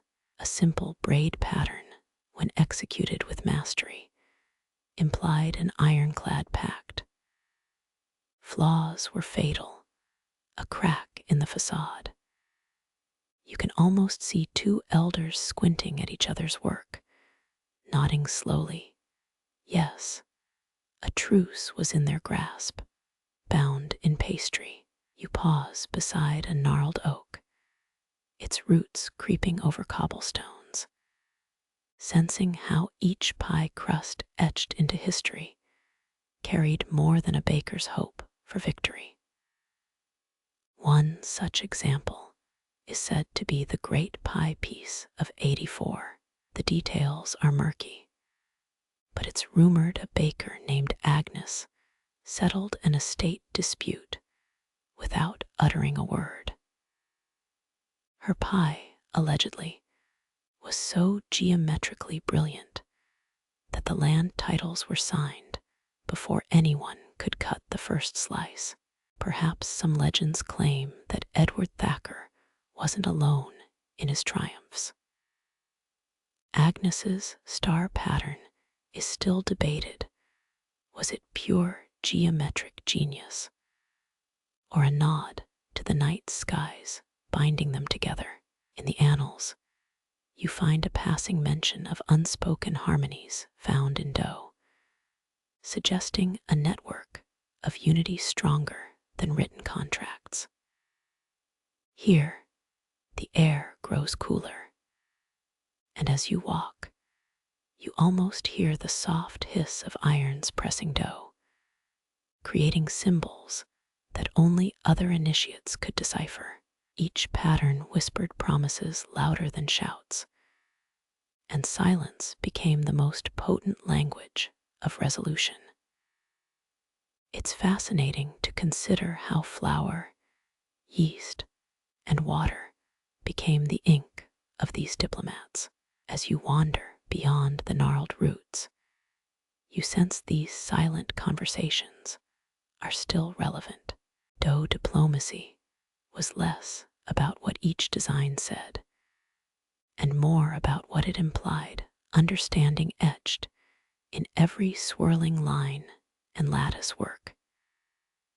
Historians still puzzle whether such intricate designs were a reflection of the era's political shifts. The same hands molding peace treaties could also challenge an overlord's decree, inverting power through artistry. You reach a clearing, and as the sun bathes the cobblestones in buttery light, you can almost see rival bakers exchanging nods across a table. They understood the language of crust. The unspoken acknowledgments were as potent as any guild oath. Here, the battles were won through patient technique, each design not just a show of skill, but a declaration of shared purpose. As the sun dips, casting a golden hue, you feel the quiet legacy of those bakers, masters of their realm where peace was a well-needed agreement. And every pie bore witness to centuries of silent, flour-dusted treaties. As you step from the dappled shadows into the sunlit clearing, you feel the historic weight of agreements forged in flour and fat. This place, it's where the silence of crust designs did more than speak.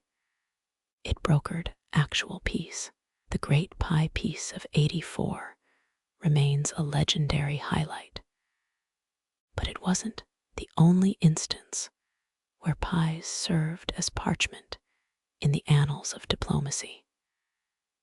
Historians still argue whether Edward Thacker or Agnes was the true master of dough diplomacy.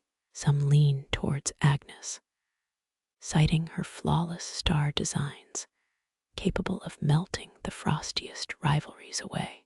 Thacker's supporters, however, point to his signature lattice patterns that were said to unite not just bakers, but whole towns. Regardless, both bakers showcased how a single pie crust could negotiate terms with precision as clear as day. Think of the kitchens of Tudor England, the air thick, not only with the scent of yeast, but with the tension of unspoken words. Whispers carried through the steam were as potent as any royal decree. While kings and queens issued proclamations, bakers sealed alliances with nothing more than a flourish of their rolling pins. Each indentation conveyed silent messages. A heart signaled truce, while a complex geometric pattern often suggested a formal agreement was near. While mainstream history texts may emphasize the period's royal feuds, the culinary truces remain a fringe, yet fascinating chapter. One whimsical tale suggests that when a baker named Eliza crafted pies decorated with crescent moons, it signaled support for a rebel faction, with the subtle designs hidden beneath crumbing tops. Of course, we'll leave the debate of whether this truly influenced the broader political realm to the scholars. The real artistry lay in subtler exchanges, quick meetings behind market stalls. Two rival bakers might pass pies like coded letters, evaluating the artistry and subtly nodding in recognition, all without a single spoken word. These were moments where centuries of skill and understanding met. The pattern's precision carried the weight of agreements, with each fold and pinch a silent nod of trust. Imagine the pressure of being the baker who'd settled the long-standing dispute between guild members. Flawless execution wasn't just about technique. It was about mastering the unspoken language each crust pattern conveyed. A simple but masterful latticework design could mean the difference between a continuing feud and a newfound alliance. Each baker stood by their creations, eyes locked in silent acknowledgement. The clearing grows still, and you can almost see rival bakers exchanging not just goods, but understanding. They knew that even in rivalry, they shared a common bond. Each pattern, each carefully pressed design, an echo across ages. In quiet kitchens, treaties unfolded one crust at a time, where battles were won not in words, but through shared mastery and the precise, silent language of flour and dough. Today, we might look back and find humor in how seriously bakers took these silent conversations. Yet it was precisely this intensity of purpose that transformed a humble pie into an ambassador of peace. Just as Agnes's pie unified two warring factions, or as Thacker's lattice brought an end to fierce rivalry between neighboring towns, you can sense the power still resonating, stronger than any written truce. As the shadows lengthen, casting the cobblestones into dusk, you marvel at how the legacy of dough diplomacy remains subtly woven into today's world. These moments, preserved not through ink, but through the silent elegance of crust designs, remind us of the intricate dance of artistry and diplomacy, an ongoing treat still baked in butter, flour, and patient craftsmanship. You stroll further, following cobblestones toward the quiet spaces where bakers once settled scores and forged alliances through their craft. Historians still argue whether this peaceful tradition started in small villages or royal kitchens. Today, you're about to uncover the subtle language of their dough diplomacy. Here, the concept of a baker's badge takes on new meaning, each crust a personal autograph in pastry. Just as today's celebrity chefs might sign cookbooks, Tudor bakers claimed triumphs through their individual designs. It's said that young apprentices once competed in secret contests, carving complex rose patterns to impress masters and signal their burgeoning skills. Some local legends even speak of a baker named Margaret, whose spiral motifs became the stuff of regional lore, whispered of through market gossip and tavern tailies. As you peer into the shadowy corners of imaginary kitchens, you notice the pride every baker took in their work. Think of John Barleycorn, whose signature crisscross patterns didn't just mark pies, but staked his claim as a master. Historians still debate whether his design inspired subsequent regional guilds, or if it was just an artistic flourish that took on legendary status over time. Regardless, the care he invested echoed through centuries of craft, each design a testament that needed no words. You might wonder about the quirky tradition of silent signatures, how bakers would inscribe tiny, almost hidden symbols that only their peers could decipher. These patterns spoke volumes about a baker's regional style, as distinctive as a modern chef's cuisine. Imagine standing in a crowded fair, pies displayed like works of art, each unique pattern whispering secrets only other seasoned bakers could hear. It was a coded camaraderie, a shared language of who did what best. Tudor kitchens were a stage where every pie reflected a baker's individuality. You can almost hear the hushed exchanges, admiration or challenge, when apprentices presented intricate snowflake impressions or intertwining knotwork that signaled training under the finest masters. It's told that a leaner of the rose was once approached by a knight's emissary for a peace offering. Her perfectly symmetrical chrysanthemum crust signaled more about her negotiation stance than any parchment ink ever could. The delicate flowers woven into dough suggested not just beauty, but a clear call for a graceful truce, a silent plea for resolution.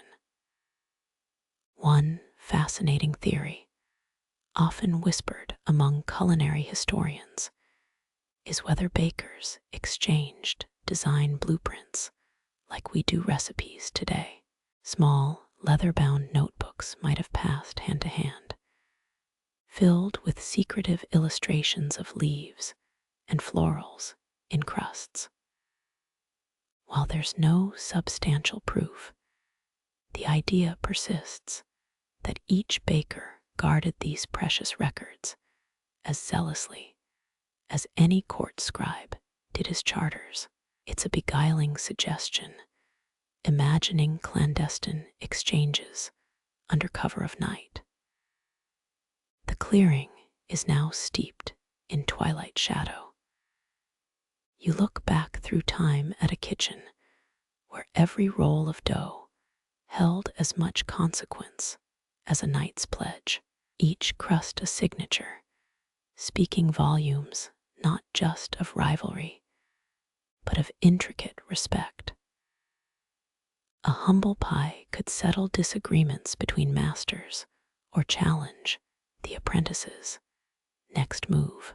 The artistry that you feel echoes still today, across eras of bread and battle. In these ancient spaces, baked goods carved into silent, yet enduring symbols of mastery, each pattern holding the quiet strength of history.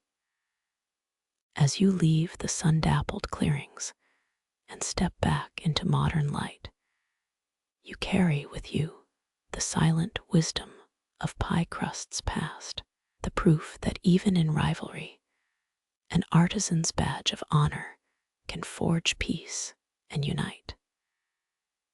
You continue along your path, winding through quiet, sun-dappled clearings where bakers long ago turned raw ingredients into symbols of connection. The story of their silent diplomacy isn't just about rivalry, or even rivalry alone. It evolved into a nuanced craft language bridging divisions. Historians still argue whether the earliest pastry pacts emerged from barter markets or communal feasts, but the effect is the same, a recipe for reconciliation baked into the very crusts you now imagine under your fingertips. You peer over a baker's stone workspace, where each pattern etched in dough was as deliberate as an ambassador's flourish of a quill. The Tudors understood this instinctively. For them, the crust wasn't just a vessel, but a declaration, the act of baking. And more importantly, the choices made while designing signaled a call for camaraderie, even amidst simmering competition.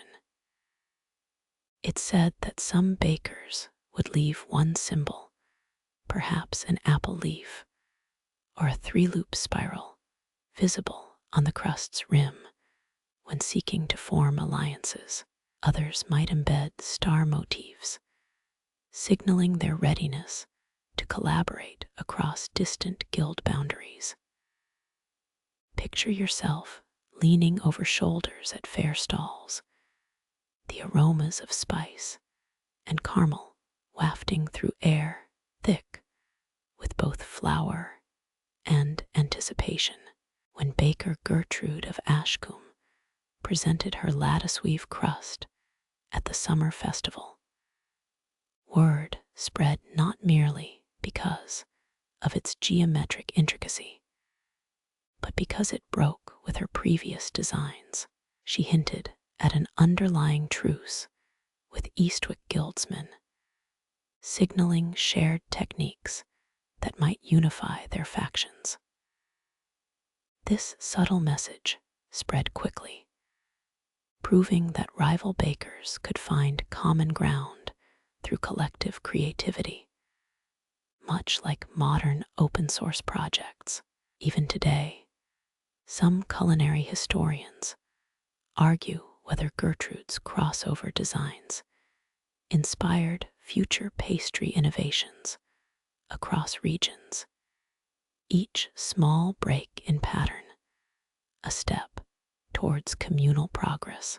You step back, watching how these quiet symbols on pie rims might have been exchanged during medieval trade fairs, silent ambassadors speaking volumes where words could falter. Imagine apprentices being sent out with sample pies, their crusts etched with delicate, overlapping crescents or symmetrically precise sunbursts. These weren't merely for showing off skill. They were coded signals aimed at reconciling neighboring bakeries. The apprentice, who could return with a guild emblem subtly integrated into his master's pattern, was a peace envoy in plain sight, carrying the promise of shared resources and collaborative futures. You almost hear the whispers, half gossip, half negotiation, as pies are unveiled. There was the story of the Bakewell brothers, whose feud spanned decades, until a shared commission from a noble house prompted a single compromise pie. They fused their signature motifs, interlocking crescents against a cross-hatched lattice, combining in a balanced marriage that sent ripples through communal norms. Historians still argue whether the Bakewell brothers' truce was the tipping point that inspired regional collaborations in pies, or if it was merely the most publicly noted among many. Regardless, the resulting pies were a feast for the eyes as much as the palate, showcasing that unity was no less desirable than victory. Now, you reach an open space under the canopy of ancient oaks, where each leaf flutter echoes with the silent calls for unity that shaped the Tudor bakers' guilds. Here, you can practically feel the communal heartbeat of pastry artisans, forging bonds over the soft clatter of rolling pins.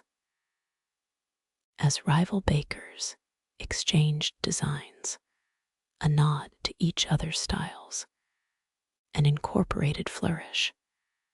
They were enacting a quiet yet powerful form of diplomacy. These moments weren't documented in scrolls or annals, but etched in breadcrumbs and crusts that have long crumbled into dust. Yet their echoes remain, a testament to silent solidarity across kitchens. Each pastry packed etched onto a pie base was more than a show of skill. It was a map guiding bakers towards shared understanding, with borders drawn and then carefully blurred through shared dough. As you exit these sacred grounds, where centuries-old rivalries transformed into alliances, one crust at a time, you understand that the true magic wasn't just in the pies, but in the promise each held. The Tudor bakers' designs were not merely symbols of individual artistry, but connectors, each pattern a thread weaving disparate kitchens together, forging connections and cultivating a common purpose. With every shared fold and flute, you venture deeper into the story, where every crust etched with care becomes a badge more than mere artistry. It's a declaration of individual skill. Each baker's crest, those delicate patterns pressed into dough, spoke volumes about their heritage, their training, and their pride. The way a leaf was cut or a spiral woven revealed more than just beauty. It broadcast who they were, what they stood for, and whom they called kin in this bustling tapestry of Tudor guilds. Remember those stories of hidden symbols. Some craftspeople etched familial crests into their pastries. Historians still argue whether these silent signals were purely celebratory or a form of subtle one-upmanship, claiming space and skill through edible emblems. As you walk through, imagine being an apprentice assigned to recreate that signature flute or rosette, knowing full well one errant cut could mean a week's extra flour sifting. You step back further and see how the baker's competition was often a mirror reflecting guild hierarchy and status. Those who mastered complex patterns saw their pies placed at the forefront of fairs, drawing admiration from both noble palates and communal markets alike. It's said, though the tale wanders between myth and fact, that some bakers would travel long distances during pilgrimages, not just for religious devotion, but in search of rival designs. Imagine cradling a well-wrapped crust under your cloak, seeking inspiration from the master of a neighboring town's marketplace. A quirky tidbit finds its place here.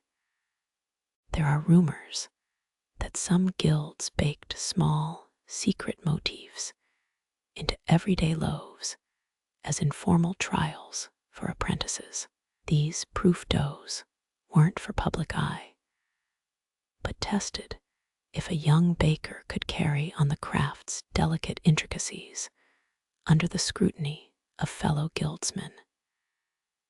Historians still argue whether this ritual was widespread or just a charming fable that grew richer in retelling.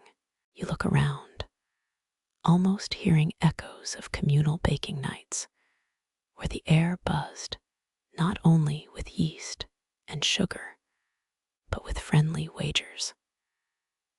Those who dared to incorporate floral designs might challenge themselves against the more geometric purists. You picture this rivalry extending its tendrils, A master baker's pie with deliberate, angular stars might inspire apprentices to try their hand at more fluid, vine-like patterns as they sought to carve out their own identity within the guild's established ranks. As you meander through these historical kitchens of your mind, consider how unity wasn't a simple melding, but a strategic blending of diverse strengths. The guild's crest wasn't just its collective strength, it was the individual baker's touch, the subtle variations in each fluted edge that added richness to their shared narrative. Each baker's personal symbol, whether an apple leaf, a circular flourish, or an overlapping lattice, held meaning not solely to themselves, but as a chapter in the guild's storybook. You see the lattice crusts not only as artistic displays, but as chapters in their own silent ledger. Each symbol carried with it a baker's hopes, trials, and shared triumphs, all baked into the very dough that fed their communities. Walking along the edges of these long-gone kitchens, you notice how these silent battles were really a form of craft diplomacy. A newcomer might borrow a classic motif, but twist it with a modern flair, signaling respect for tradition while announcing their own innovation. It's whispered in some circles that those who mastered this balance could swiftly ascend the guild ranks, their crusts not only speaking for their craft, but calling for acknowledgement from contemporaries nearby.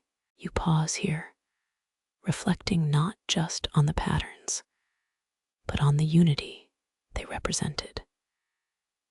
These Tudor bakers' guilds, rivaling yet respectful, competing yet collaborative, found harmony where conflict might have festered.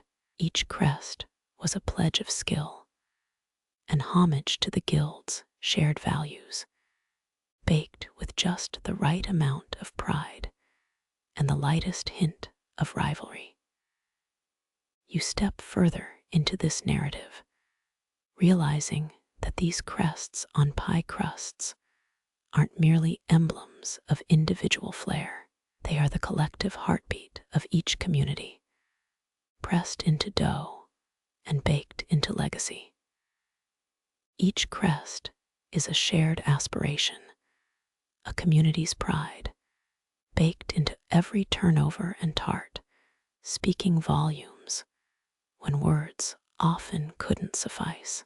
As you deepen your exploration, the hidden symbols you've glimpsed in crests and patterns reveal even deeper layers. These crust motifs were more than just artistic signatures. They were encoded messages, understood by a select few. Some historians believe that within these crust designs lay clues to larger guild alliances or secret trade routes, a kind of edible espionage. You imagine deciphering these cryptic symbols, an apprentice standing over a rolling pin, etching out a small star followed by a crescent, a signal that an imminent delivery was due from abroad. Some Tudor bakers dabbled in almost alchemical creations. Remember that notion of proof doughs? There's a fringe theory that some pastries contained symbols linking to alchemical texts, mystical glyphs baked into dough as a rite of passage for apprentices. Experts believe, though they may not say so publicly, that this blend of culinary art and cryptic science was a cherished secret among the most skilled guilds. Edible emblems might have been their cover story, The true purpose lies shrouded in speculation and flour dust. You move further into this intricate web, pondering the silent diplomacy inherent in these designs. Historians still argue whether the overlapping lattices you see in historical reenactments were strictly decorative or bore weighty political symbolism. What if that pie wasn't just a pie? Picture a guild master subtly embedding a sunburst within a leaf pattern, an allegiance to a particular faction, or an encoded critique of the Tudor monarchy's policies. You wander through this labyrinth of flower and secrecy, noting how apprentices were often tested in far more elaborate ways than mere flour sifting. Rumor has it that a young baker's progression hinged on their ability to replicate and subtly innovate upon traditional symbolism. Think of a spiral motif subtly hinting at a mathematical concept or a geometric proof. That's some high-stakes pie-making, right? A wrong cut in a dough symbol could mean more than a scolding. It might be sending an unintended message to rival bakers. Here, a quirky tale from the outskirts of this serious craft emerges. Apparently, some lesser-known bakers would infuse their trial pies with curious symbols that hinted at their romantic exploits or personal whims. Consider this: an intricate heart emblem interlaced with a crescent moon, perhaps a sly note to a secret admirer who knew pies could be love letters in disguise. These designs offer a tantalizing glimpse into a human element, an affectionate jest, or an earnest glance toward the heavens within the formal code of the guilds. As you meander further, think back to those stories of secret meetings under the cover of trade fairs. The clandestine nature of this guild diplomacy suggests a level of intrigue beyond simple competition. Some historians would posit that these symbols weren't just decorative nods, but actual encrypted messages about flour supplies, rival bakers' movements, or even impending legal crackdowns from the Tudor authorities. Imagine unwrapping a loaf to reveal an emblem spelling out a warning: trouble brewing in Norwich. Pie crusts then become a curious blend of political statement, personal expression, and professional prowess. They were the baker's silent heralds in a world where subtlety ruled supreme. As you piece together this intricate tapestry, you realize the seemingly simple act of pressing a leaf into dough was perhaps far more profound, a silent negotiation, an affirmation of heritage, or a whisper between allies. A more recent debate among historians concerns the influence of these symbols beyond guilds and into the wider Tudor society. Did these encoded emblems ever cross paths with the court, subtly influencing culinary trends or political leanings? Some experts ponder if Tudor elites might have caught wind of these encoded messages, elevating the status of certain bakers, or perhaps sparking a new fashion craze in crust design. While these symbols remain tantalizing puzzles for modern scholars and hobbyists alike, one thing is clear: their existence paints a vivid picture of a society where even the simplest of baked goods could carry immense weight. You can almost picture an apprentice biting back, a satisfied smile, after perfecting a small, hidden emblem that only their guild master would recognize. This was craft and code interwoven, an art crafted in dough that whispered secrets louder than any spoken word. As your journey comes to a pause, reflect on the deeper resonance of these Tudor bakers. Their stories, etched into crusts and baked into history, tell of more than just flour and embers. They remind us that in every fold and pattern lies a universe of communication, a dance of rivalry and respect, of tradition and innovation, all preserved in the humble yet profound art of pie crust designs. You reflect on the deeper resonance of these Tudor bakers, their stories baked into history, speaking louder than any spoken word. Each crust more than just a pastry, each design a universe of communication, a coded discourse in dough. As you journey into this fascinating world, you start to notice how prestige wasn't merely worn like a badge, but was actually baked into each crust. Consider the leaf-imprinted edge on an apple pie. You'd just seen a subtle display of skill and status. This wasn't just decoration. It was an unspoken resume, speaking volumes about the baker's artistry and position within the guild. The Tudor era, like any other, valued certain symbols over others, and every crust bore the marks of its maker's rank and reputation. You marvel at a particularly intricate fleur-de-lis, wondering whether it belonged to a guild leader or a master artisan whose name history had forgotten, but whose skills lasted in pastries. Some bakers inscribed their crusts with geometric harmonies so precise they could only suggest deep mathematical knowledge. If you ever wondered whether the Renaissance mind also valued exactitude in unexpected places, here lies your answer. Remember those rumors about apprentices being tested on their geometrical understanding? Well, here in these crusts, you see the proof, literally, baked in.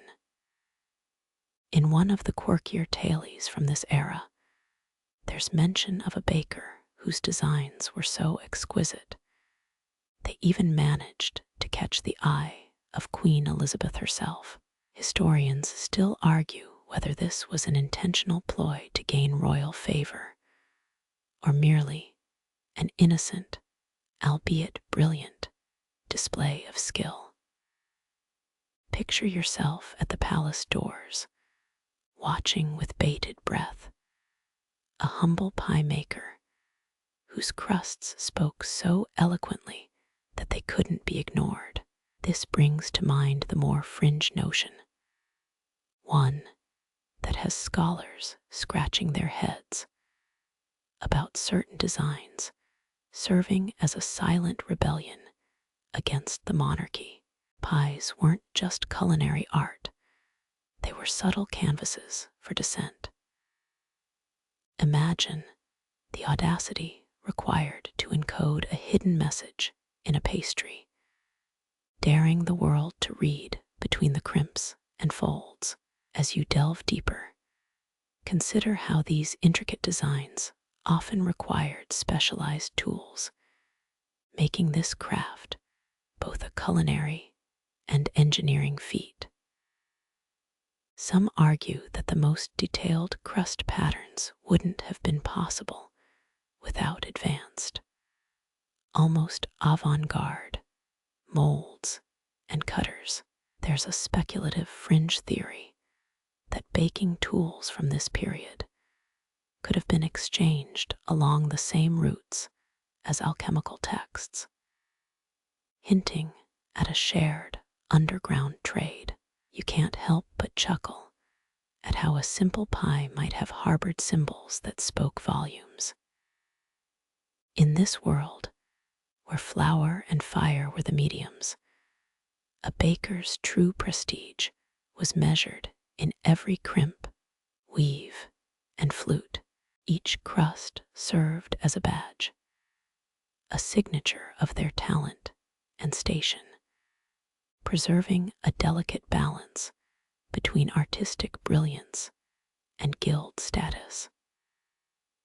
In modern recreations, historians are still trying to decipher the levels of skill required to craft those designs. Did each baker inherit a unique set of tools? Or did apprentices acquire their mastery through long, arduous hours of practice? The historical mystery thickens with each baked revelation, showing that these weren't just symbols, they were stories, identities, and secrets baked into time. Here, you encounter something almost poetic about these encoded crusts. They whisper secrets of rivalry, diplomacy, and perhaps even romance. You marvel over the notion of apprentices, their steady hands crafting tiny, eloquent emblems known only to their masters, a silent but powerful declaration of their craft. In the final analysis, you come to understand that the essence of Tudor bakers' silent signatures lies in their profound ability to convey prestige, descent, artistry, and innovation. It's as if every fold, cut, and crimp was an extension of the baker's identity, their crusts echoing the intricate dance between tradition and personal achievement.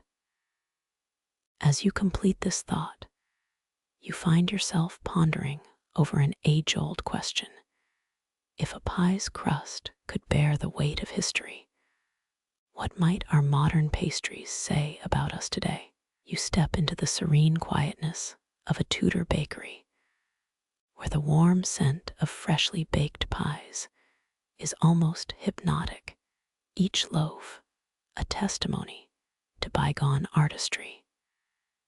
Here, crusts weren't just baked goods, they embodied the soul of culinary diplomacy.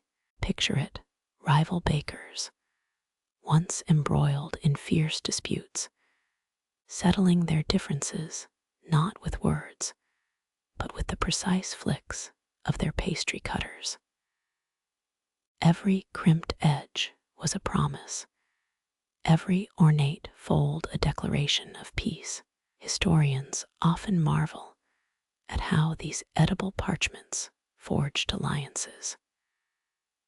During the tumultuous rule of Henry VII, when religious and political rifts cleaved communities, bakers discovered that dough transcended discord. It might surprise you that a leaf-edged crust could diffuse a rising feud faster than any diplomat's negotiations. Yet, there you have it, a silent language speaking volumes beyond the cacophony of Tudor strife. In a particularly curious twist of history, a fringe theory suggests these crust designs weren't only about aesthetics or territorial markings. Some believe that certain patterns signified allegiances to secret societies, or perhaps encoded messages hidden beneath the surface of every pie. Was it sheer artistry or a clandestine handshake? Historians still argue whether these designs should be viewed as culinary innovations or encrypted proclamations. In one memorable anecdote, an adept baker, let's call him Thomas, found himself in hot water for a rather unusual reason. His intricate pie crust designs caught the eye of the notoriously unpredictable Anne Boleyn. Imagine Thomas, wide-eyed and sweating profusely, as Anne's own ladies-in-waiting whispered praises about his pies. Could a humble baker really influence the court through his crusts? Some suspect Thomas's elaborate geometric patterns, reminiscent of celestial designs, hinted at a hidden commentary on the heavens. Others argue his craftsmanship was simply unrivaled. Historians still debate his true intentions. Each pie crust carried an arboreal, floral, or geometric language. But what remains fascinating is how certain symbols, like the ubiquitous Tudor rose, became a binding emblem. This floral motif, representing unity and reconciliation under the Tudor dynasty, made unexpected appearances in many a crust's delicate pleats. The sight of these intertwined red and white roses was more than decorative flourish. It was the silent glue holding rivalries at bay. You might wonder just how significant those crust motifs were. Well, consider how a particular pattern, say, a series of interlocking triangles, could represent a baker's allegiance to his guild. Some might argue that these emblems were akin to family crests, each shape and line meticulously chosen to encode a history or allegiance. Did this make every pie a historical artifact? Perhaps, in more ways than one. Think about the silent agreements forged between rival bakeries. Every pie traded bore the silent pact of mutual respect and unspoken peace. In a quirky historical footnote, it's rumored that a particularly eccentric Tudor baker, known only as Mr. Fluffer, tried to revolutionize crust designs with edible ink made from beetroot. It didn't quite catch on as expected, but the resulting crimson whorls did provoke a colorful stir among the locals.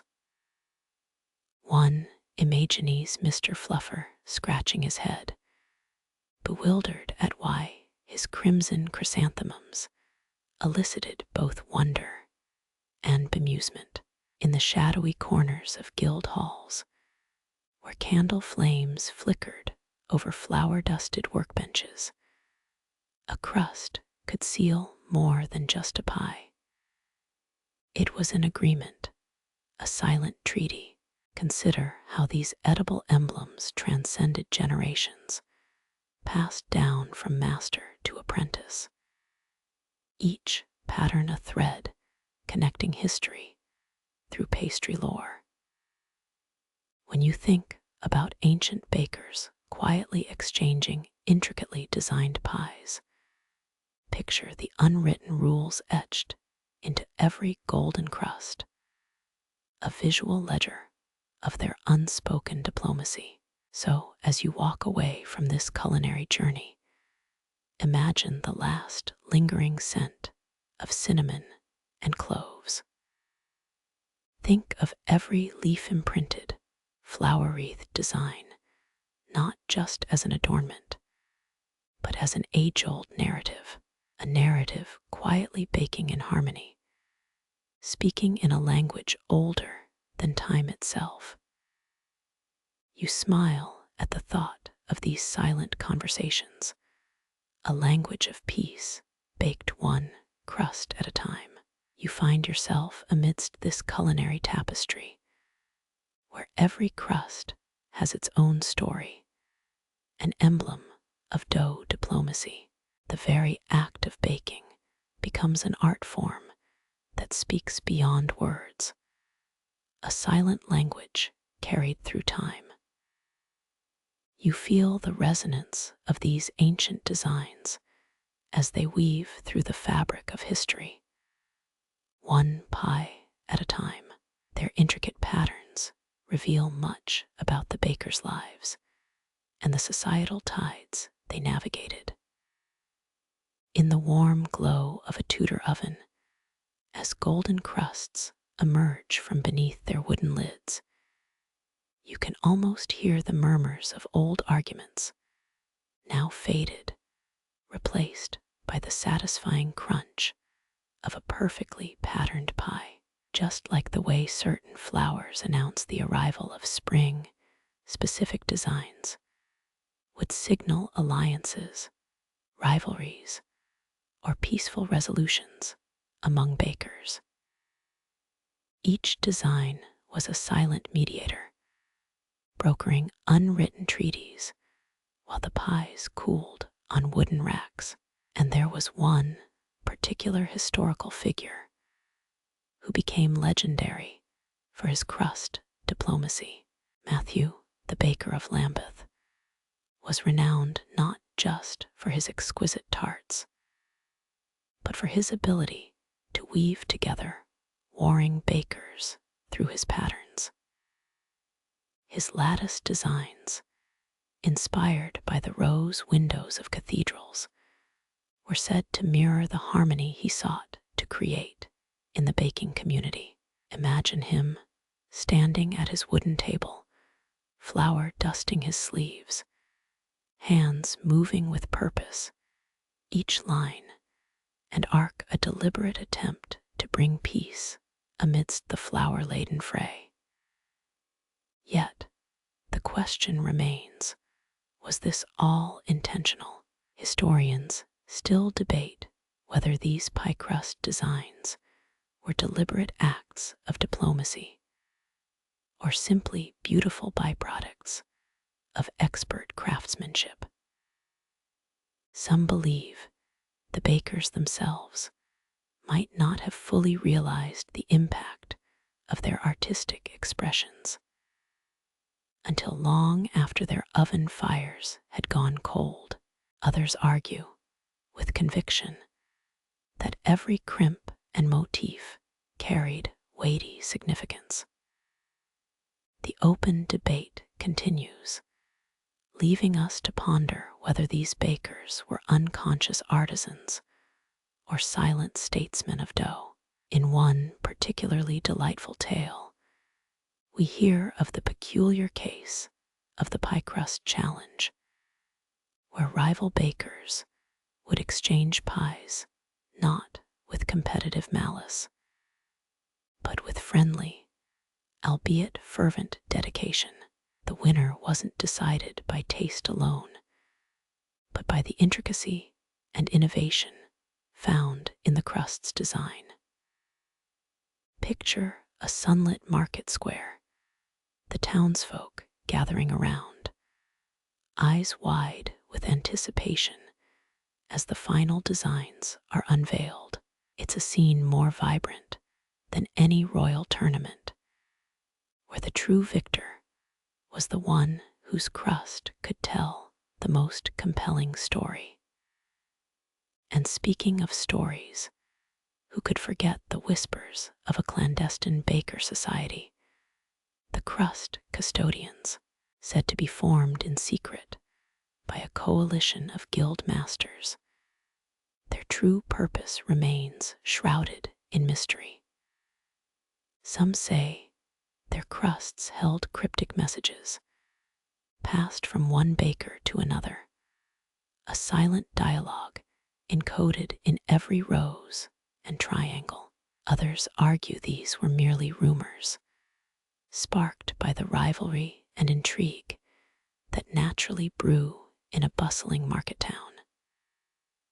But in the quiet, flower-lit corners of the bakery, one can't help but wonder If there was ever a truth behind those hushed whispers, let us not forget the humble pie's role beyond mere edible pleasure.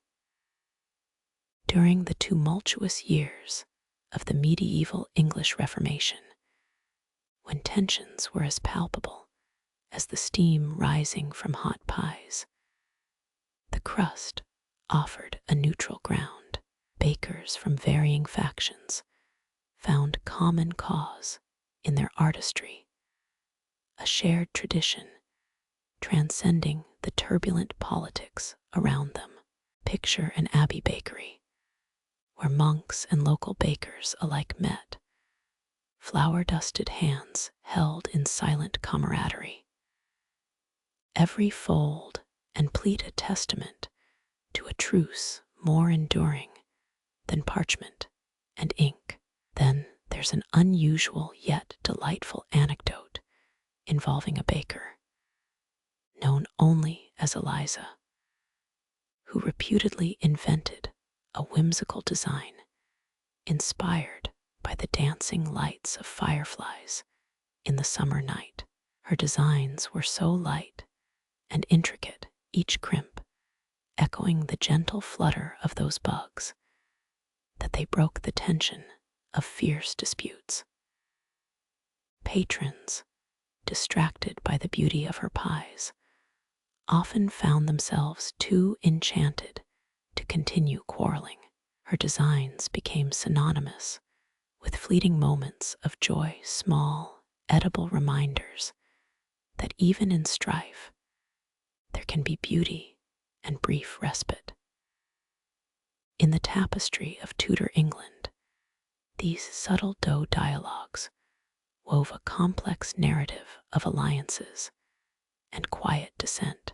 You stand at the counter now, an eyewitness to this silent ballet of crusts.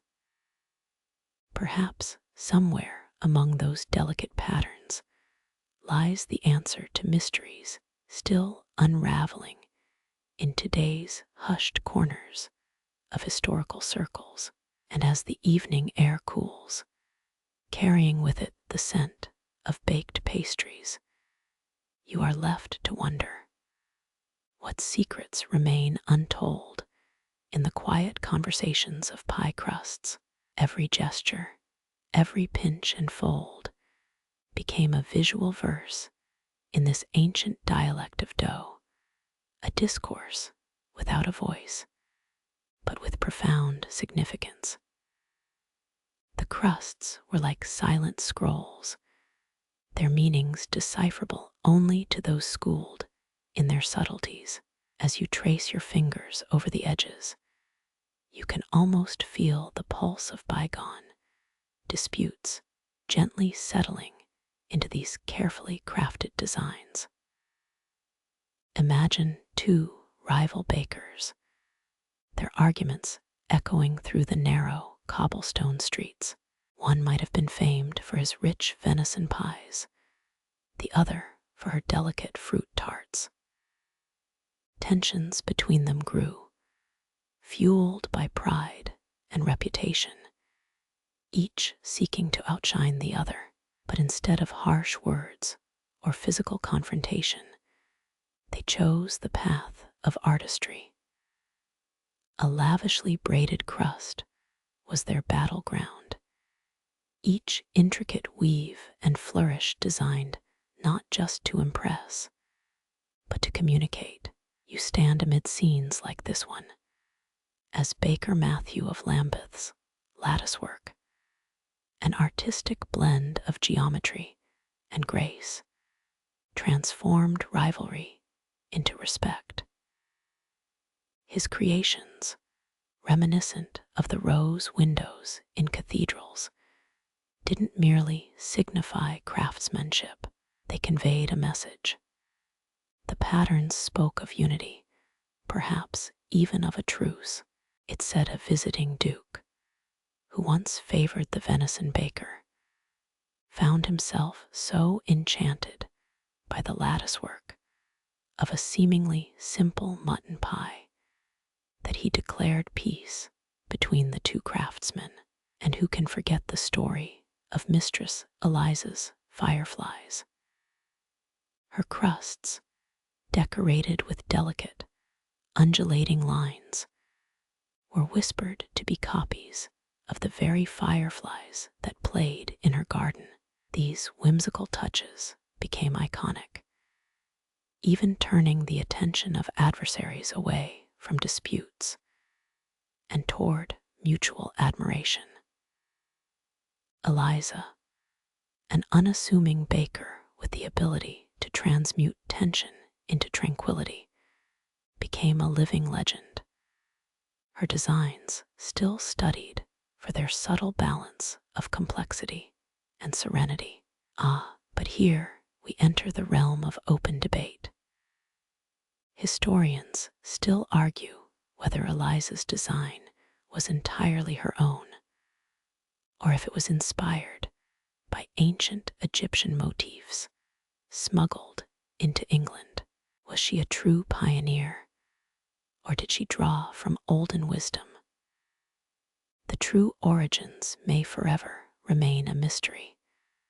Much like the enigmatic Bakers Guild, the Crust custodians, some historians insist this secret society was a brotherhood. Others say it was a web of coded rivalry. But one thing's for certain: pie crusts served as the society's silent heralds, carrying whispers of messages encoded in butter and flour. Let's stroll a little further into medieval England. Picture a bustling marketplace where town bakers from different factions, weary from constant bickering, find common ground in their shared passion. They gather around a stout wooden table, flour dusting their sleeves like a ritual cloak, their hands working with both precision and silent eloquence. Each crimp and motif weaves a tale of compromise, their pastries serving as both edible masterpieces and diplomatic instruments. Imagine the rich aroma of simmering meats and fresh fruits mingling with the soft hum of agreement. One curious tidbit: the Tudor bakers reportedly had a saying: a well-woven crust could outlast the finest treaty. This notion wasn't just hyperbole. Historical records, albeit sparse, suggest that some disputes were resolved with nothing more than the careful crafting of dough designs, leaving parchment agreements unnecessary. In fact, when the mayors of two rival towns quarreled over trade rights, it was the intervention of a neutral baker, famed for his herringbone designs, which quelled their tensions. And let's not overlook the baker's mark. Each crust bore not just decorative elements, but personal signatures, a testament to skill and lineage. They weren't just pie makers, but custodians of a unique heritage. Like knights with their heraldry, bakers identified themselves through their intricate patterns, speaking worlds without uttering a single word. As the moon rises over these scenes, imagine the stories told through these edible canvases. The very act of baking became an expression of one's identity, one's allegiance, and even, in subtle ways, one's defiance. Each design carved into dough was more than just decoration. It was a piece of the collective narrative of a community, a legacy handed down through generations, silent, yet resoundingly impactful. And as you trace the delicate lines of your own pastry, perhaps you too will uncover the silent strategies, the unvoiced pacts sealed in crust, as the quiet conversations of pies shape themselves in your hands and heart. As you meander through this rich tapestry of baked diplomacy, we find ourselves under that same moonlit sky, but in a very different scene. Picture this: the heart of medieval London, late evening. The cobblestone streets echo with the footsteps of townsfolk heading home. But here, between bakery stalls, a quieter moment simmers, one where alliances are forged not in the heat of debate, but in the gentle art of crust design. Now imagine a gathering of rival bakers, cloaked in flour, united by shared traditions. Here, in this hallowed ground, each lattice, each pinch, every pattern isn't just a design, but a coded message. They talk without speaking, conveying respect, rivalry, and perhaps the glimmer of a truce. This is where crusts become contracts. Ah, but here's where it gets intriguing. Let's peek at an old legend. Some say Tudor bakers had secret symbols. These were more than mere decorations. They were ciphers known only to those within the guild. Some suggest the three-plate twist was a plea for peace, while others argue it was a challenge to a duel at dawn. Historians ponder which theory holds weight. Was it a silent pact or an invitation to contest? Both, perhaps. You approach a table where young apprentices watch intently, their mentors' hands moving with practiced grace. This craftsman is a master of dough diplomacy, crafting pies with designs that echo those famous heraldic crests you might have seen in old manuscripts. Here, each geometric pattern, each woven line, tells a story not of war, but of settlement. Did you know? In the bustling town squares, the bakers had a quirky custom, exchanging pies adorned with specific designs, signaling a pact of non-aggression. It's as if they held silent summits, negotiating truces in the very dough they shaped.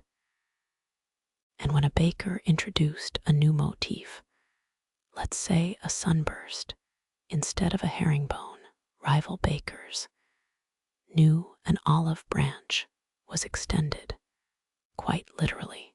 Remember how we mentioned that ancient debate about Mistress Eliza?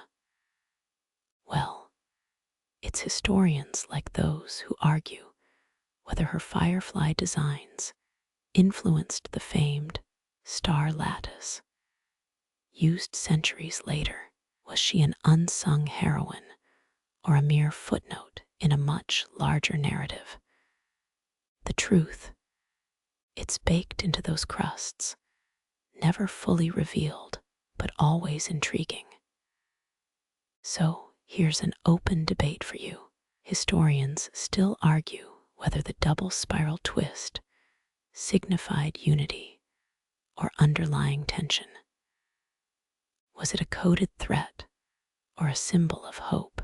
This edible dialogue still sparks curiosity, much like the ancient Rosetta Stone did, only this time the language is sweet and savory. As the last light of day recedes, imagine the sight of pie crusts, each a silent ambassador of goodwill, lining display tables like peaceful delegates at a treaty signing. These aren't just meals, they're milestones in a culture's journey. Each fold in the dough folds into history, every crimp and curl a chapter in a narrative without words. The aroma of fresh pastries, the gentle rustle of parchment, or in this case, pie crusts merge into a symphony of reconciliation. Here, even rivals lay down their words, if you'll pardon the pun, in favor of this eloquent silence. Let's take another step back and remember the Tudor baker's legendary saying, "A crust well crafted could outlast the finest ink." This wasn't just poetic fancy, it was a lived reality in a time when parchment was scarce and literacy uneven. These edible designs spoke to everyone, regardless of rank or reading skills, serving as a truly democratic art form. And remember the baker's mark, each crust bearing a personal signature, as unique as fingerprints, was like an autograph from an era with no selfies or signature requests, only edible endorsements. These crusts didn't just carry recipes, they carried reputations. As we walk further into this twilight realm, understand that every carefully shaped pie was a canvas, each baker etching their story with every pinch and fold. Each time you trace those delicate lines in your own kitchen, remember you're not just following a recipe. You're stepping into a story far more ancient, more intricate than the humble pie might suggest. In these silent yet resonant conversations, the history of Tudor bakers isn't just about pies or pastries. It's about unity in diversity, diplomacy through delicacy, and the art of turning argument into artistry. As you savor that first flaky bite, consider the centuries of craftsmanship that have crafted not just a pie, but a peaceful tradition. And in the whispers of that first bite, perhaps the quiet wisdom of those ancient bakers still speaks to us. Through their beautifully crafted crusts, you wander through narrow lanes where shadows of half-timbered houses stretch across your path. The fading glow of street lanterns reflects off polished window panes and worn cobblestones. As you journey into this night's embrace, your senses remain alert to the delicate whispers of history hidden within each pie's crust. Now, stop for a moment. Picture the bakers themselves, these unsung diplomats cloaked in flour. Here, every flour puff and crust fold was more than a mere culinary feat. It was an intricate ballet of negotiation. With each crimp, not only flavors, but fragile alliances were mingled into the dough. Let's rewind, shall we? Historically, the medieval bakers wielded influence akin to town criers, except their criers spoke through pastries at marketplaces. And you know what's quirky? They'd sometimes infuse their pie crusts with subtle herbs, not only for flavor, but also to give rival bakers a hint of their intentions, like the secret nod of a well-timed handshake. Imagine deciphering a peace treaty through a whiff of rosemary. Speaking of secret codes, historians still argue whether the crescent fold indicated an allegiance to guild principles or a subtle snub to those from rival counties. Did that elegant arch signal unity or quiet dissent? The crust told tales, but their whispers require a keen ear. Pause now, beneath an ancient stone archway. Envision a scenario: two rival bakers, previously separated by bitter disputes over market space, meet again. Their tables are laden not just with pies, but with histories etched into crusts. The first unveils a pie laced with delicate clover patterns, an age-old motif symbolizing a truce request. The opponent, with a slight nod, counteroffers a pie decorated with intertwining spirals, suggesting mutual growth through cooperation. Each delicate lattice, as precise as old cartography maps, speaks volumes. Did the spirals indicate a wish for prosperity, or were they coded threats wrapped in pastry elegance? The designs, historians still tell us, often left more questions than answers.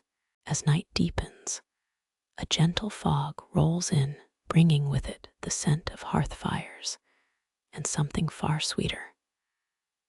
Ah, remember the saying about Tudor pastries. Each crust bore a message, but here's a truth equally revered. A well-crafted pie can mend more rifts than a room full of lords. Oh, the baked wisdom of our forebears. Notice how each design was like a page from a silent tome. One baker's intricate sunflower pattern, perhaps, carried a hidden meaning of endurance, a symbol passed down through generations. But did it convey solidarity or a subtle challenge to outdo it next quarter? You can practically hear the scholars debating over dusty parchment whether those sunflowers masked deeper meanings. And recall those bakers. Each one took personal pride in the dough diplomacy. They'd often leave a tiny, personal mark, perhaps a minute flourish, an extra notch to claim their artistry. These hidden signatures weren't just for pride. They were silent witnesses to skill and intent, ensuring every design was understood.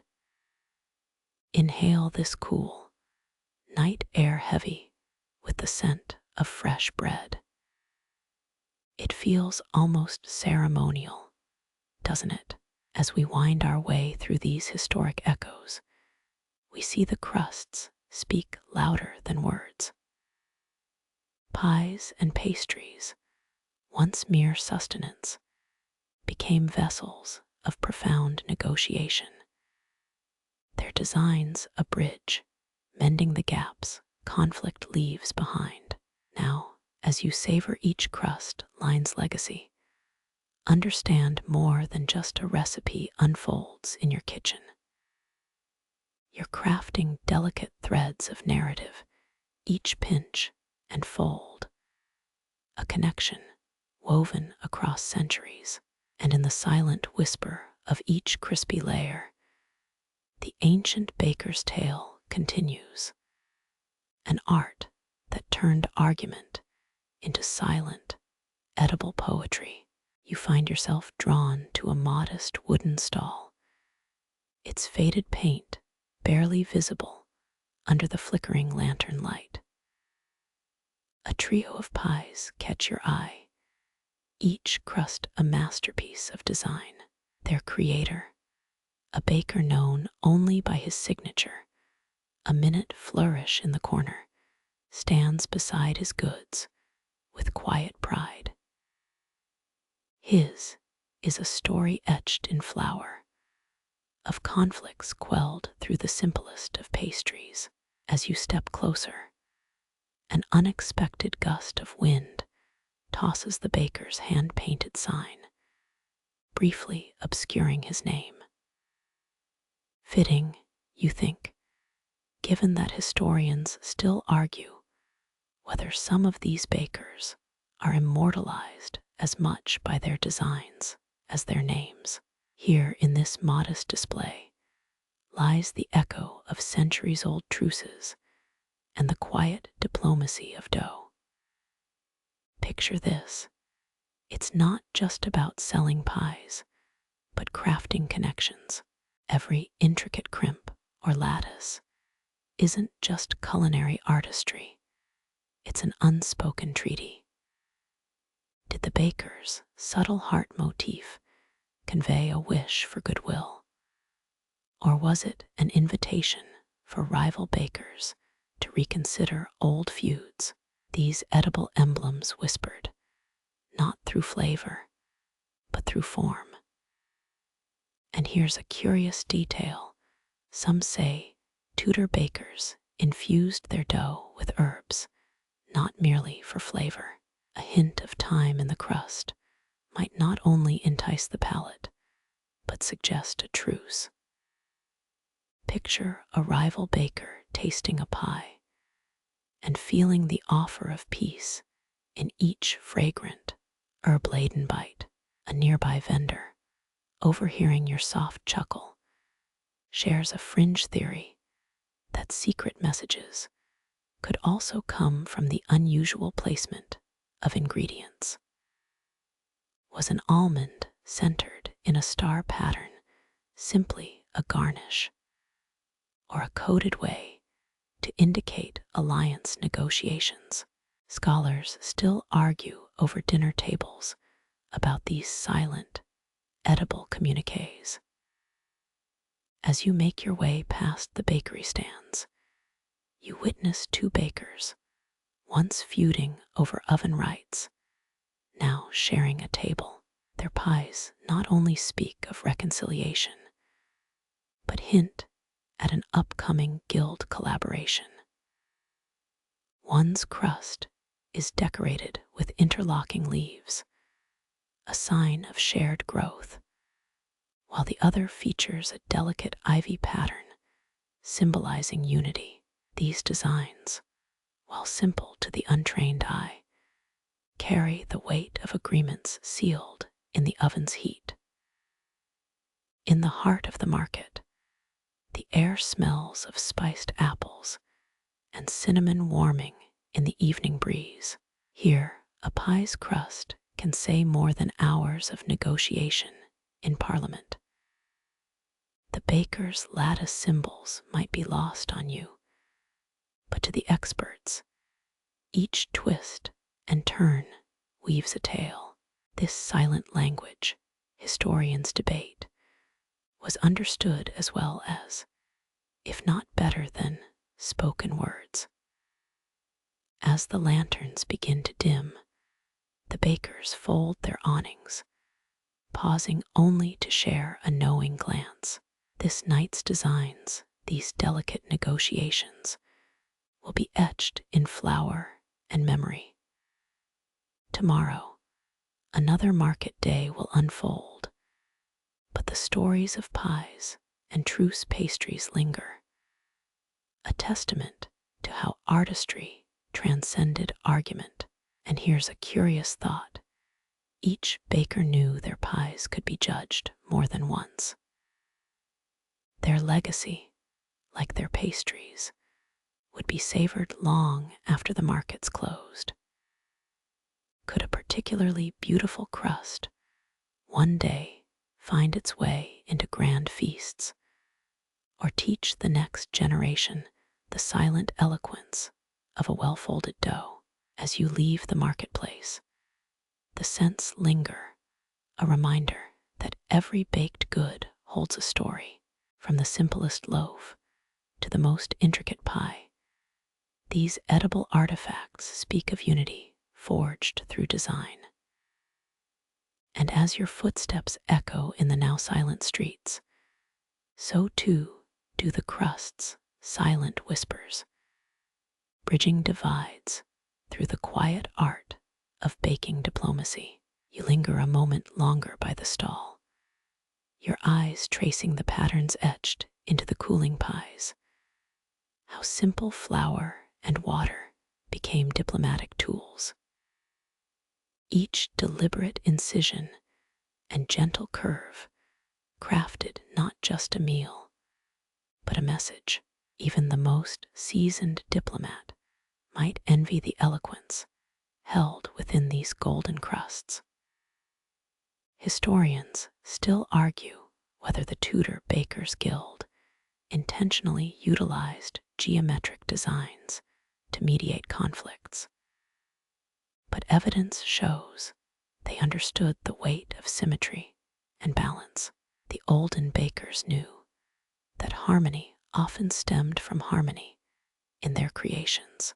Take Master Baker Ellis, whose intricate spirals spoke both of unity and eternity, a spiral crust that seemed to suggest cyclical reconciliation. His rival, Baker Finch, countered with a grid pattern representing order and stability, a direct but elegant response encoded in dough. Their once fiery feuds simmering into silent stalemates, resolved with a flick of the pastry cutter. Now imagine you wander into a nearby alcove where forgotten recipes on dusty parchment line the shelves. Here, in the corners of forgotten libraries, are the codes of crust geometry. You find a diagram, two overlapping circles within a square, a pattern not just for pies, but for peace treaties, a silent nod from the era's bakers, where patterns settled scores without a single raised voice. But wait, a quirky tidbit you might savor. The humble pie crust itself may have been an unintended arbitrator in even stranger disputes. Some say a particularly contentious argument over baking fuel was settled by a baker named Mildred, whose famed plum pie, with an elaborate knot design, so dazzled the quarrelsome parties that they forgot their gripes. Her lattice knots, a culinary knot tying together loose ends. Each pie crust, a silent treaty bearing witness to bakers' silent summits. Experts think more secrets might rest in those old pastry crusts than the most verbose politician could dream of. Every fold a testament, every flute a truce. The market's lanterns flicker, casting long shadows that stretch like the stories themselves through time. Tomorrow the cycle will continue, dough diplomacy taking center stage, crusts speaking louder than any raised brow, and as you step homeward, you carry with you the silent treaties of pies, each one a subtle yet powerful mediator of medieval disputes. The lanterns cast long shadows as you step into a cobblestone side street. Here, the air carries whispers of previous bake-offs, where more complex symbols than simple spirals and grids were deployed. Crust constellations aligned, settling debates in dough dialogue, where every pattern held a clue. Historians still argue whether the elaborate patterns baked by the Tudor bakers were mere artistry or coded mapworks. Many of their most intricate designs might have been subtle commentaries on current events, alliances, or perhaps even future plans. You linger on one curious design, a spiral intertwined with oak leaves. What message did they seek to bury within their pastry summits? In modern times, we'd scoff at the idea of using pie crusts to navigate the treacherous waters of medieval politics. But bakers in Tudor times were nothing if not resourceful. Every element, from the thickness of the crust to the angle of each slit, was selected as a cipher. Perhaps those leaf spiral patterns spoke of the guild's resilience, or maybe they referenced an olden alliance. Who really knows? Certainly, not everyone gets to decode these edible emblems. An even quirkier thought crosses your mind as you ponder their silent signatures. Did these medieval bakers ever sneak into their designs coded jibes at rivals, a mischievous motif hidden in plain sight? They say Baker Ralph's sunflowers were more than a sign of prosperity. They were aimed at Baker James, whose notorious misstep with an overflowered rye wasn't soon forgotten. Imagine the heated gossip around the town's hearths when those sunflowers suddenly emerged from the ash. Remember Master Baker Finch's grid design, the one representing order and stability. That design took a controversial turn. Some say it sparked a debate about whether bakers should include the king's crest into their patterns. Open debate, fueled by whispers in the marketplace.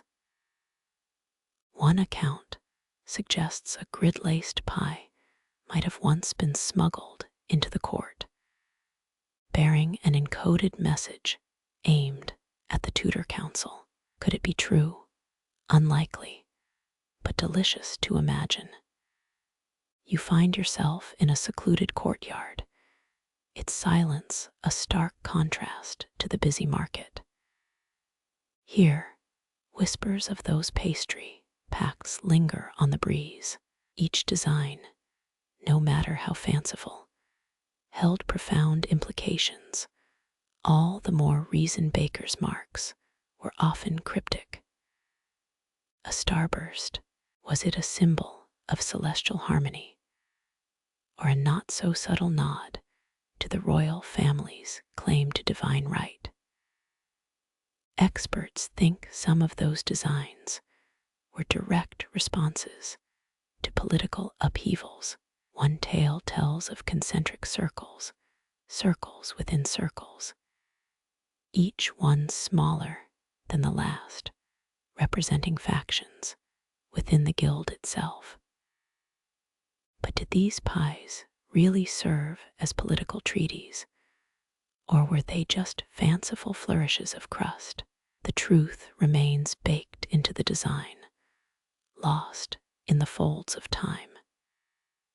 Even the simplest of designs might tell a grand story. Look at the checkerboard patterns. While they seemed straightforward, historians ponder whether they indicated fairness and equality. But there's a quirk to consider. Such patterns might have also been an attempt to divert attention from the cost of flour, which at times required bakers to pool resources. Did they truly settle such debates, or was it merely an elaborate ruse for survival?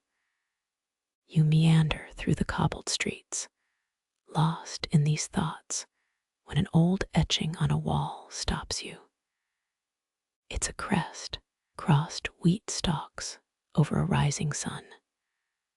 Was this too part of the culinary ciphers? Perhaps, but who can unravel the messages now? Centuries after those hands baked and shaped the dough, the market is closing for the night as you find yourself back in the main square. Shadows stretch long over the stalls as the glow of the lanterns fades, but you carry the stories with you. You know those secret symbols and crusts spoke volumes, leaving a legacy baked into history. As the town's old clock chimes, you realize each design held power, each pattern carried peace, and they still speak. If only you listen. You meander on through the cobblestone streets, where history whispers beneath your feet. Historians still argue whether those intricate designs served as mere decorations or as silent strategies in a clandestine war among bakers. Could those golden pies have really been tools of subtle sabotage? The thought stirs the imagination. In the olden days, every slice and symbol had meaning, maybe even a hidden threat. Picture master baker Edwin, known for his intricate lacework crusts. One fateful day, he presented a pie with patterns so bewildering that competitors whispered it must be a riddle. Was that an ancient code for "I know your secret"? Or perhaps, "Better watch your dough rise"? Historians love a good mystery. Fringed tailies suggest some designs even predated the Tudor guilds. Legends of old tell of secret Roman recipes, their crusts embroidered with symbols that held power in a different world. Perhaps these traditions merely influenced the bakers, but some say, whisper it softly, they were directly involved, like culinary cryptographers passing knowledge through time. Did ancient techniques shape Tudor designs? Maybe, but experts still debate whether these claims are fact or folklore. The air grows cooler as twilight sets in, yet the past feels closer. Every design, each twist and spiral, echoes with intention. Imagine a pie crust subtly outwitting competitors, designs that whispered promises of prosperity to the guild's ears alone. Maybe that was the silent strategy, subtle supremacy through skill rather than sabotage. Walking through these historic lanes, you notice every design tells a tale, a silent dialogue carried on pastry parchment. Each baker's attempt to rise above their rivals wasn't just about dough anymore. It was about dominion, encoded in symbols. The open debate continues. Were they masterpieces or messages? Or perhaps both? You turn the corner, leaving the question to simmer as the town rests, still holding its secrets tight. In that quiet moment, you consider whether some bakers used their final products to quell uprisings within the guild. A shared design, perhaps, representing unity amidst discord, a crust pattern meant to mediate, to bring balance back to the ranks. If so, then each pie was more than sustenance. It was a tool for governance. You pass an old bakery, its sign worn with age, and glimpse a curious emblem. It's a simple crescent moon, paired with an olive branch, symbols of peace, crafted from dough. Maybe it was a silent statement amidst guild disputes, a whisper of diplomacy in that tumultuous time. Whether those pastries quelled tempers or simply filled hungry hearts, they left marks on history, their legacy baked into every pattern and pleat. As the night deepens, you muse over the cleverness of those long since quieted bakers, hidden within their culinary art. Perhaps more than just skills rested, but strategies sharp enough to navigate the political labyrinth of Tudor times. If only the crusts could speak plainly, what tales would they tell? You can almost hear the whispers, the gossip hidden in glaze, the silent struggles and triumphs marked in lattice and leaf. You take one final turn, finding yourself by a still-lit shop. The baker here still practices the old methods, and as you peer through the window, you see new constellations forming, designed to capture eyes, evoke thought, and spark debates, and just maybe settle the arguments of another era Once more, you linger by the lit window, watching as the baker's hands deftly create patterns in the flour, somehow both ancient and alive. These constellations of dough, as you now think of them, seem to shimmer with history. It's easy to imagine they're not just designs, but maps of alliances, tracing connections that bind baker to baker.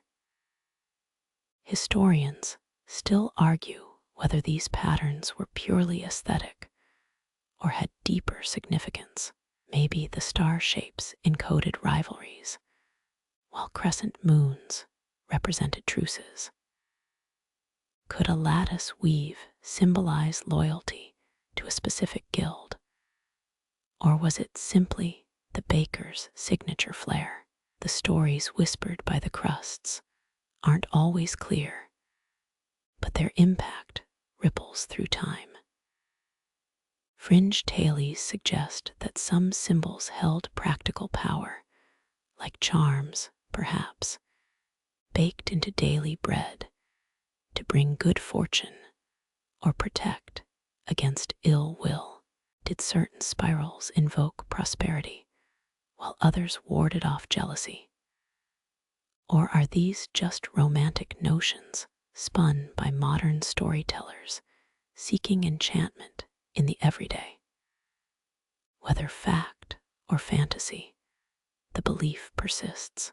Under the gaslight's glow, you notice the baker carefully positions 3 pie crusts side by side. Their designs differ, but a common thread weaves through, a shared language spoken in loops and folds. It's said that when bakers aligned their patterns, disputes melted away like sugar in heat. If true, then even the simplest pie spoke diplomacy louder than words. The night air grows crisper as you ponder the genius and cunning required to navigate these social constellations. Each design a silent sonnet in pastry, each symbol a stanza, weaving narrative and negotiation. In these crusts, centuries meet, speaking through flour and fat, needed musings connecting the past to the still warm present. As you pull your coat tighter, the thought strikes. If debates raged in such intricate forms, what arguments went unresolved? Each unfinished crescent, every half-completed spiral perhaps, hinted at conversations paused, never resumed. Lost debates etched permanently into golden skins, leaving only fragments decipherable by those who came after. You pass a narrow alley, its walls adorned with faded murals of old, depicting bakers in heated discourse, their hands gesturing toward perfect pies.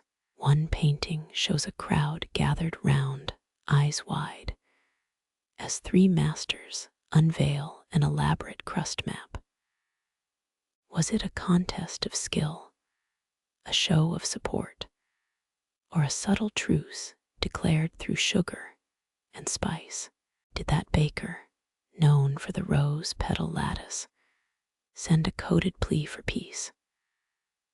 Or was the flourish merely to dazzle, outshine rivals with a flourish of artistry? Experts think debates over such meanings will always simmer. Was that half moon meant to bridge factions, or simply to win the bake-off? The ambiguity persists, tantalizing and elusive. A stray cat brushes past your legs, pulling you gently back from bygone bread wars. You smile at the thought, pastries as peace treaties, pies as parchments of parley. This neighborhood, steeped in flower lore, seems alive with silent voices. Who knows how many arguments settled in the cool embrace of a pie's gentle rise as you walk onward past slumbering shops and quiet cobblestones. A sense of quiet solidarity blooms. A pie's crust is more than decoration. It's a whisper of harmony forged in fire, a statement where rivalry dissolved into collaboration. The constellations finally align, patterns bridging time and tension, leaving only echoes of shared artistry on the night air. The night envelops you, and the distant murmur of the bakery fades to a soft hum. You find yourself strolling through winding alleys where shadows stretch and old stories brush against your senses. A sense of tranquility follows in the wake of contemplation.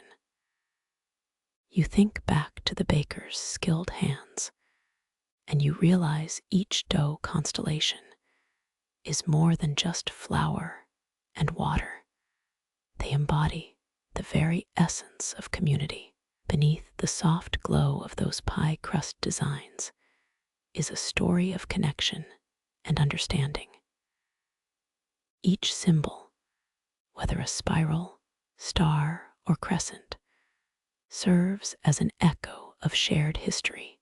Beneath the old, gabled windows, where time stands still, your thoughts meander through the intricate possibilities of every pattern. Perhaps each symbol, once a matter of debate, now lies as a restful testament to cooperation and respect. It's comforting to know that behind every pie crust was a desire to communicate, to bridge gaps. Their legacy is a reminder. The past's voices live on, harmonious. Your footsteps echo softly on the damp cobblestones. The night feels more friendly as you consider the way disputes melted away alongside pie crusts. You smile, thinking of how those skilled hands shaped not just food, but stories, alliances, histories, symbols whispered in the dough, stories carried on wafts of warmth. There's a peaceful resolution in realizing just how interconnected we all are, past and present. Perhaps those debates under the gaslight weren't bitter quarrels, but rich exchanges of ideas, softened by the aroma of spiced apples or berry pies fresh from the oven. Each bite, a silent acknowledgement of skill, each pattern, a bridge of artistry.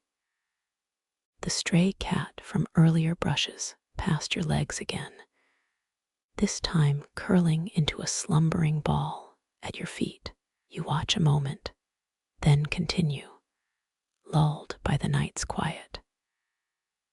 The streets, once filled with the echoes of bakers' discussions, now hum softly with dreams woven into the flour dust. You breathe in the night air, now thick with the sweetness of shared history, the scent of past treaties lingering in the cool breeze. As you find your way home, a gentle reassurance settles in your heart. The constellations above, mirrored in the crusts below, are more than mere symbols. They are the threads pulling everyone together, stories told in loops and folds. The designs dissolve tension. Each gentle rise of dough carries whispers of harmony, binding us through ages in a collective whisper of peace. You let your steps slow, your thoughts fade. The images of star-shaped truces, latticed peace offerings, meld together in a comforting haze. Your journey through these old, enchanted streets culminates here, as the soft glow of fire-forged harmony lingers in your mind, a lullaby whispered in flour and fat. So, let the night unfold around you. Sleep, knowing each crust story is but a quiet chapter in the shared tale of understanding. As cobblestones blur and alleys sleep, know those golden skins spoke volumes, and peace was always baked into every tender, careful fold.